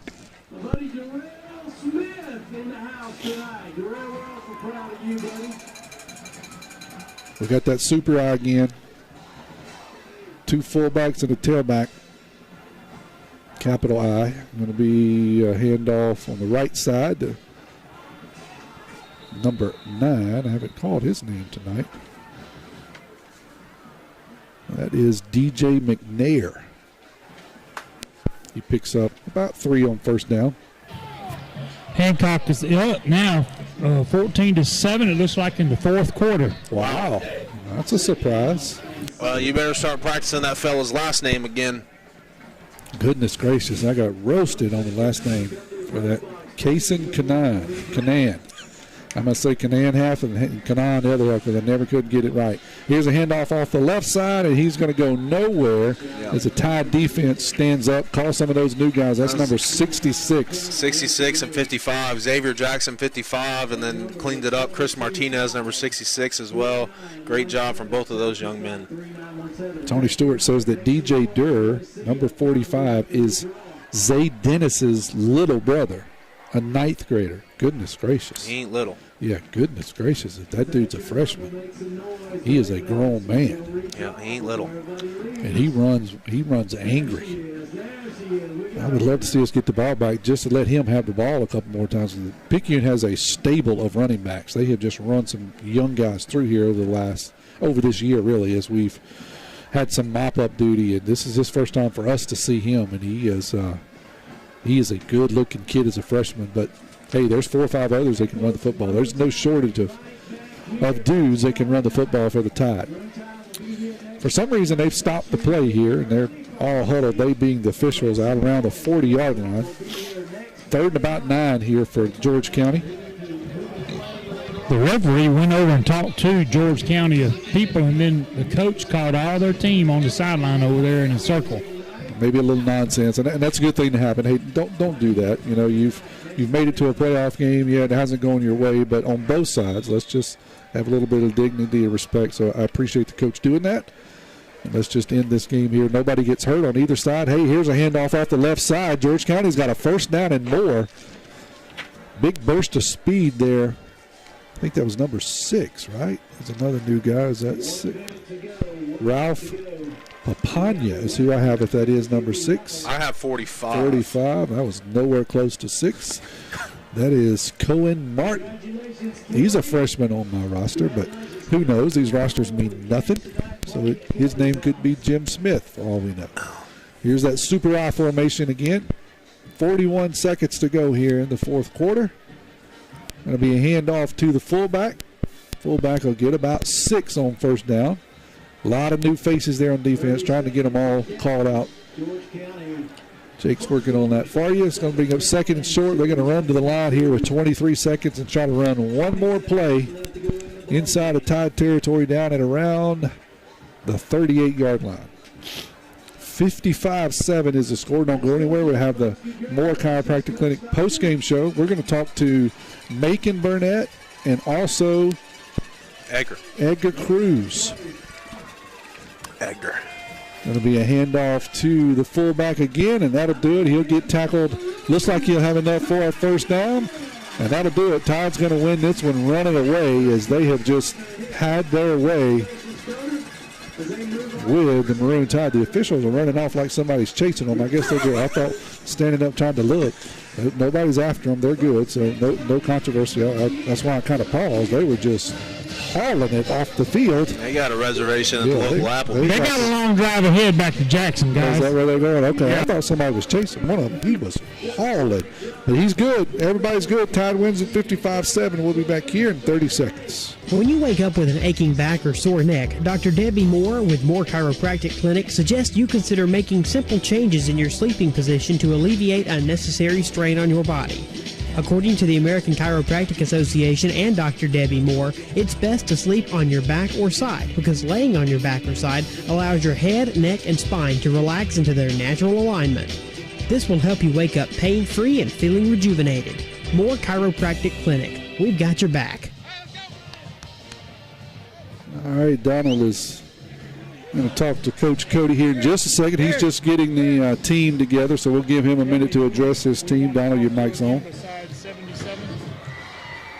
Your mic's on, Donald, if you can hear us. So we want to talk to Cruz, and we want to talk to Macon Burnett 32. If we can do that. And then I would, anybody else you want to talk to, Jake? What about Coach Smith? Let's talk to Coach Smith. Defensive line coach. That would be a good one. You're listening to WRJW, 1320 AM and W295DG, 106.9 FM, Picayune, Mississippi, the pick of Picayune and Pearl River County. Jake's working on his post-game awards over there. I know he's got some from the first half, and I can already remember some of those guys, but it's going to be interesting to see how he picks this one. Coach Smith is down. Coach Smith. Coach Smith is down on the field, but Coach Stogner is addressing the team right now after a 55-7 victory. And we'll also ask Don to keep a track on the final score of the West Jones Hancock game, as the winner of that will visit Lee Triplett Stadium next week. The last score I got, they had scored again, so it's tied 14-14. Got a nail biter. Up in So-So. Tough place to play. But it was not a tough place to play here tonight for the Tide, as they completely dominated the visiting Rebels. Now I look at it again, it's 21-14 Hancock. Donald, your scores update's about like our rosters. I don't know if we can trust either one. I hear you. I'm just telling you. Back and forth. Yeah. You know, the one on the coast is not giving their score, but Max Preps is. So Max Preps is always behind. All right, so we'll see how that comes out. Tide having a little bit of celebration you hear in the background there, and it's very much warranted. I know that they wanted to come out and make a statement, and they certainly did here tonight. It was complete and utter domination, really, from the start. George County had one score, and that was their first possession of the game. They drove 80 yards. 45 of that was a 4th down and 5 pass play. They slipped the linebacker, or slipped the tight end behind the linebacker, and was able to score. Other than that, they didn't do a whole lot all night long. Now we got head coach Cody Stogner here for the Tide. Coach, a little bit of redemption tonight. I'll start there. That's Picayune football. That was We absolutely. didn't see that the last couple of weeks, but we came out prepared. You should have seen us from the get-go on Monday when we got out there, the hunger in these guys' eyes to get back on this football field. And what a great week it's been. Just to see it all pay off, and I've never seen us as locked in as we were this week, and just downright focused on giving effort and doing our job, man. I'm so proud of these guys because a lot of people have wrote them off. You look up in the stands tonight, there wasn't very few people here. That's our real fans. Those are the ones that want to be here to see us win. And the rest of them guys can stay away. We don't need them. We all we got. I'm just so proud of these guys over here. It was complete domination, and I agree with you, Coach. This is the most locked in I've seen this team all year long. They go 7 plays, 56 yards to start the game, and that sets the tone. They score, and then immediately after that, you call an onside kick, which was executed perfectly by Edgar, recovered, and then 2 plays later, you score again and go up 14, and I don't think the Tide ever looked back from there. Even at the end of the game, when you started bringing in some of the younger players, it was amazing to me. We watched DJ Durr down here. We thought he was down at the 10-yard line. He just continued to pump, continued to drive his legs. And is it true that guy is a freshman? He's a freshman. So was the little Rico kid that ran the reverse right there. Number 3, Foxworth's a freshman. We've got a couple freshmen out here. Faye is a freshman. Banks, played tight end right there the last couple of series as a freshman. So a lot of the future's bright for this Maroon Tide team. I'm so proud of our young guys there at the end, man. They showed fight too. Absolutely. They got in there. They didn't go in there and lay down. They went out there to prove something. They had to prove a point. And I'm just, all in all, these 63 guys that are wearing maroon jerseys over here played Maroon Tide football tonight. And that's all we can ask for them, and that's all they did. Absolutely. Coach, I thought coming into the game, what I wanted to see was this has been a team that, while positively we've made a lot of good second half adjustments, the negative side of that is a lot of times we dig ourselves in a hole in the first half. And what I wanted to see this game was to come out and have a big first half. And make me sound like a genius here, but I thought taking the ball when you win the kick was exactly that. It's like, hey, we're going to make a statement. We're going to come out. We're going to start fast. We're going to get on the board early. We're going to play football, Tide football from start to finish. Was that kind of what we wanted to do there? Yeah, but you know what? All the credit goes to the guys. I think it was Tuesday. We're getting ready to start our offensive huddle over here in practice, and they looked me dead in the face and said, Coach, when we win the toss Friday night, we want the ball. Love it. And I tried to warn them. I said, listen, we've kind of sputtered a few times, a couple of 3 and outs. They said, not this time, Coach. They said, take the ball. We're gonna make a statement, and all the credit goes to them. And how about some onside kicks actually going our way for the first time ever? It was maybe Tabitha will leave me alone with onside kicks. It was perfect execution there right from the gate, and we've talked about it a few times here in these post-game shows. I don't know that we've really seen this team put together a complete game. I don't know that this was a complete game, but it was the most complete game that I've seen from this team this year, and it was the most intense I've seen this team, the most focused. Congratulations on a first round win, and we will host the second round here next Friday night. I was going to say something right here. This big guy right next to me, my God, he couldn't have came back at a better time when we needed a spark for this football team. I'm proud of him. I love him, and I hope you guys get to talk to him because I know everybody's as proud of him as I am. We standing by waiting to talk to him. Thanks. And that big guy that he's talking to is going to take the headphones here in just a second. Coach Smith first. We're going to get Coach Smith first, and then we're going to come back to that big guy. His name was Macon Burdett. We're going to talk to him in just a minute. Coach Smith, we haven't got you on here this year so far. Glad to have you with us. Jake said he didn't want to talk to you, but, I did want to talk to you. What a phenomenal win here by the Tide. Man, that felt good, I felt like for the first time all year we played for 4 full quarters and played complete football. So it feels good, and I'm glad we did it now, and we got some momentum heading into the next round of the playoffs. Coach Stogner was just talking about that. The team was really locked in this week. They was really focused, after a tough and stunning loss last week. And really you just saw the intensity from both sides of the football tonight. Just the team seemed to be locked in, focused. They understood what they needed to do. They came out, went 56 yards on 7 plays to open the game, and then executed a perfect onside kick, scored on 2 plays after that, and then really never looked back. Well, like I said, we played complete football on all phases tonight. As far as the preparation for this week, that's solely on our senior leaders. Our senior leaders really stepped up this week to make sure that everybody was locked in, everybody stayed on track for what they're supposed to do. And, now that we have a senior-led, a player-led team, this is going to go far, because as long as the players lead and it's not having to come from coaches, it's a different perspective. And it's taken us this far so far, and you see what happened tonight. But if we can keep on this track, hopefully we're playing for another 3 weeks. Coach, I thought it said a lot about your group tonight, your group being the interior, the defensive line, those front guys, the front 6, in that you come out, you play a George County team, and it's going to be nasty. They're going to try and run the ball. It's not pretty. It's not defending the spread offense. It's like you got to put your hand in the dirt, and you got to play physical, and that's exactly what happened tonight. I thought it was really impressive, especially coming out of last week where we kind of got pushed around a little bit. It was nice and refreshing to see us come out. We were aggressive, and we were the most physical team on the field. This is what we want. We want to be where you put the most emphasis on in the trenches on our back, where we say, hey, we're going to line up with my 4 against your 5 or 6, and we're going to see who's better, who's going to be the more physical team, who's going to do their job, who's going to play assignment football. And, again, credit to them guys up front like Nolan Wilson coming out and leading the charge, being that senior leader, making sure we get lined up front and just keeping that foot on the pedal and playing hard. And I'm really proud of them in their preparation of that this week. Heck of a job. I don't know what you ate, but eat it again this week. Don't wash them underwear. Put them on again next Friday because we got to host another game. I'm going to hang them in my locker right now. Hey, Coach, thanks for stopping and talking to us. We'll look forward to seeing you next week. Thanks, guys. All right, we're going to step away here while we get Macon Burnett and hear a word from our sponsor. We'll be back here in 30 seconds. High school football season is back and the excitement is real. But with the thrill of the game come those unexpected aches and pains. Moore Chiropractic Clinic has got your back. Trusted by athletes and families alike, we ensure you're in top form to cheer for your favorite teams. So don't let pain sideline you this season. Whether it's a slip in the stands or a tackle on the field, Moore Chiropractic is here for all your spinal care needs. So get back in the game with Moore Chiropractic Clinic. Your team's winning touchdown starts with a healthy spine. Call us today or visit us at our clinic, Moore Chiropractic Clinic, where wellness meets winning spirit. Back here with Macon Burnett. Macon, you may have to visit one of our sponsors here, Moore Chiropractic Clinic, after sitting out for 7 or 8 weeks, and they didn't take it easy on you tonight, man. They made you run the football. They made you blow defensive ends up. It's a tough night. It wasn't tough. It was just coming back to what I love doing.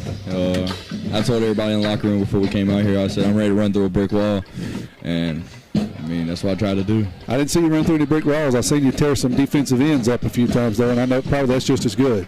Oh, yeah. Well, talk to me about preparation. You know, it was a tough loss last week. I know you weren't able to get in, and I know you're probably chomping at the bit to get in last week. You're able to get in here last week, and, man, it just seemed like you hit the ground running. But talk to us about preparation. Both coaches said that this week was probably the best week of preparation that you guys have had all year. Oh, no doubt. It was a great week just coming locked in. Nobody took the loss last week and just was soaking on it, soaking. And we just came out here and we were positive and we were running and we were doing everything that we could to the best of our ability. And, it showed tonight. We came out here, first drive, and we did our thing. Second drive, did our thing, and we just kept going through the night. Didn't look back from there. Macon, did you always know after that injury and after everything that you went through, did you always know in the back of your mind you were going to get another opportunity to come out here? And not only that, did it give you any type of change in your perception of how you approach the game? Meaning, like, a lot of times when guys have nasty injuries, I play with some guys that had some really nasty injuries, and they kind of look at it look at the game a lot different. It's like, hey, I almost lost my opportunity to play this game that I love, and now, like, the tenacity, the level, I'm taking it to a whole nother level because of that. Yeah, exactly. What you just said there. Being out for so long, it's just it shows you that the game could be taken from you at any second. And I'm just really blessed to be back. And I'm just ready to go. Well, we're happy for you. Next week. We're really proud of you, man. To come back from an injury like that, I don't think people realize how much kind of determination and just hard work. There's all sorts of things. I know you probably had some dark times there. So to see you come back and have the performance you did tonight, man, I'm really proud of you. You should be proud of yourself as well. Thank you. Absolutely. We enjoyed having you on the field. We've enjoyed watching you. And, hey, let's go win a couple more and keep this thing going. We got 3 more. All right, roll tide. All right, Donald is going to gather up Mr. Cruz. Edgar Cruz is going to put on the headset. And, Edgar, I don't mean this to be offensive. I mean this to be the hugest compliment. I have nicknamed you the thicker kicker. Yeah. And that is what we have called you all year long. And I mean that with the greatest respect because you don't see dudes your size kicking the football. And I tell you what, it's been a joy to watch you play this year. Thank you, man. I appreciate it. I've been called that since day one, and I've been sticking with it, and just stuck with me. Absolutely. Well, I love it. You just don't see, offensive tackles and defensive tackles out there kicking the football, and if they do, they can't hardly get their leg back, and here you are kicking the ball with, what have you had, close to 30 touchbacks this year? Yes, sir. So it's just been amazing. Talk to us about kind of how your adjustment, how long have you been kicking the football? So, actually, I started playing football in 6th grade summer. I was really just a soccer player all my life. I played rec. I didn't really think about football until I met one of my friends, and he put me on football, and I just been sticking with it. At first, I was a tight end, and then they told me if I wanted to kick a ball because I played soccer, and then ever since then, since 7th grade, I've been kicking the football.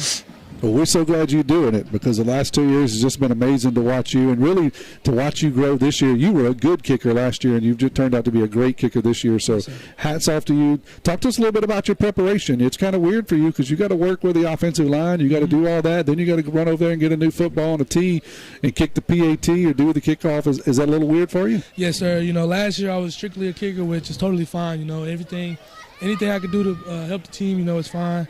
But it's a lot getting used to, getting on the offense, kicking the PAT, kicking the kickoff, and then coming off, and then having to redo it. It's just a lot of process, but I've been getting used to it, and I really love it, though. It's something I love. Tell me about this onside kick, because listen, if you could do that every time, and I don't know that you can, man. You know, you're a confident guy. You got a lot of swagger. I watch you out there. You like to showboat every time you get the touchback there. You think you could? I mean, the bounce on the ball. That's hard to do, man. And you just come out, and we haven't really seen it much at all. And then all of a sudden, you come out, you break out this onside kick, and it's like NFL quality onside kick. So this week, Monday, it was just great preparation, and Coach Lawler came up to me and was like, "We might want to work on that onside kick a little bit." So after practices, we'll come out here, kick about 5 to 10, and I would always get that bounce. And we was like, we was going to do it in the game, and I was just ready for it. Like, I knew we was going to cook onside sooner or later. I didn't think it was going to be the first one, but when he told me that, and I knew I had to do what I had to do, and I did it, you know. And then also, the last thing, and we'll let you go. You finally kick one that they can return.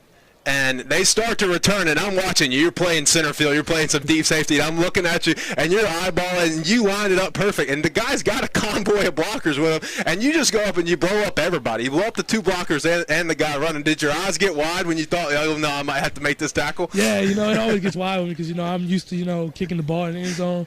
And when I seen them return it, I looked at that big hole, and I said I had to help my teammates out. They always help me out, so I had to put my life on the line for it. Yeah, I don't know that he understood what was about to happen to him when he saw the kicker coming up to him. There ain't a lot of kickers that come up and lay the blow like you do, so that was a really good job, man. Yes, Great sir. job. Appreciate you, man.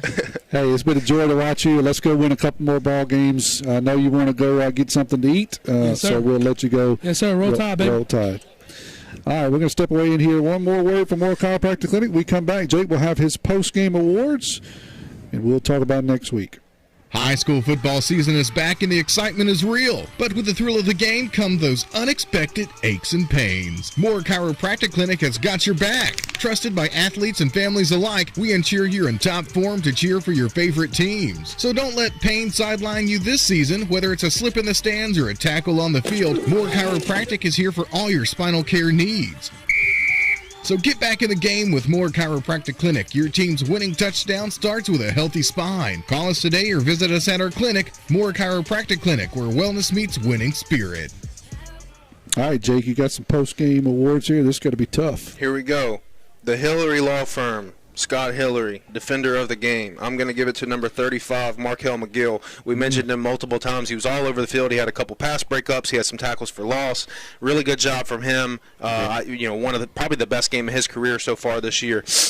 The Deanna Hunt Photography Picture Perfect Play of the Game. I'm going to give it to the aforementioned Edgar Cruz with that onside kick. It was literally the definition of picture perfect. It couldn't have went any better. The bounce, the recovery, the whole thing. It was just, like I said, picture perfect. The Fortenberries, he smoked him, Play of the Game. I'm trying to switch things up. 45, DJ Durr. Smoked him. Wow. I mean, gets hit at the line of scrimmage, spins off, freshman, and he's carrying guys for 10 yards into the end zone. His first touchdown of the year. He's going to get the Fortenberry. He smoked him, Play of the Game. The WRJW Brian Edwards lineman of the game is going to go 53, Javen Bolden. He plays defense. He plays offense, ran multiple powers, did a really good job of blocking on those.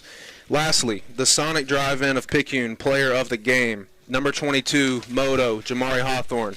Interception, 60-yard touchdown run. I mean, he just did it all, literally. And to me, that's what you want in a player of the game. So that'll be those awards for tonight. We got some new names for you.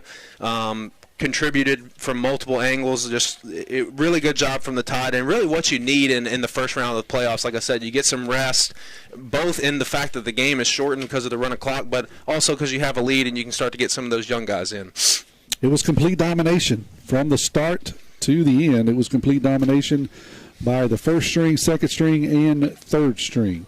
So I just got word, Donald, can you confirm that Hancock is the winner? They were in victory formation, and they are the winner. Is that what you got? As I walked by Coach Stardner, he said Hancock won. So. Yep, so I got the last text, I think it was from Corey Dorn, said that they were in victory formation, and Hancock is going to take the win. So we will host the Hawks for the second time this season. I'm going to start practicing on Kason Kanan because I got lambasted last time for mispronouncing his name, and I promise you it was not on purpose. So I'm going to work on that this week. The Tide's going to work on preparing for him. They sling it around.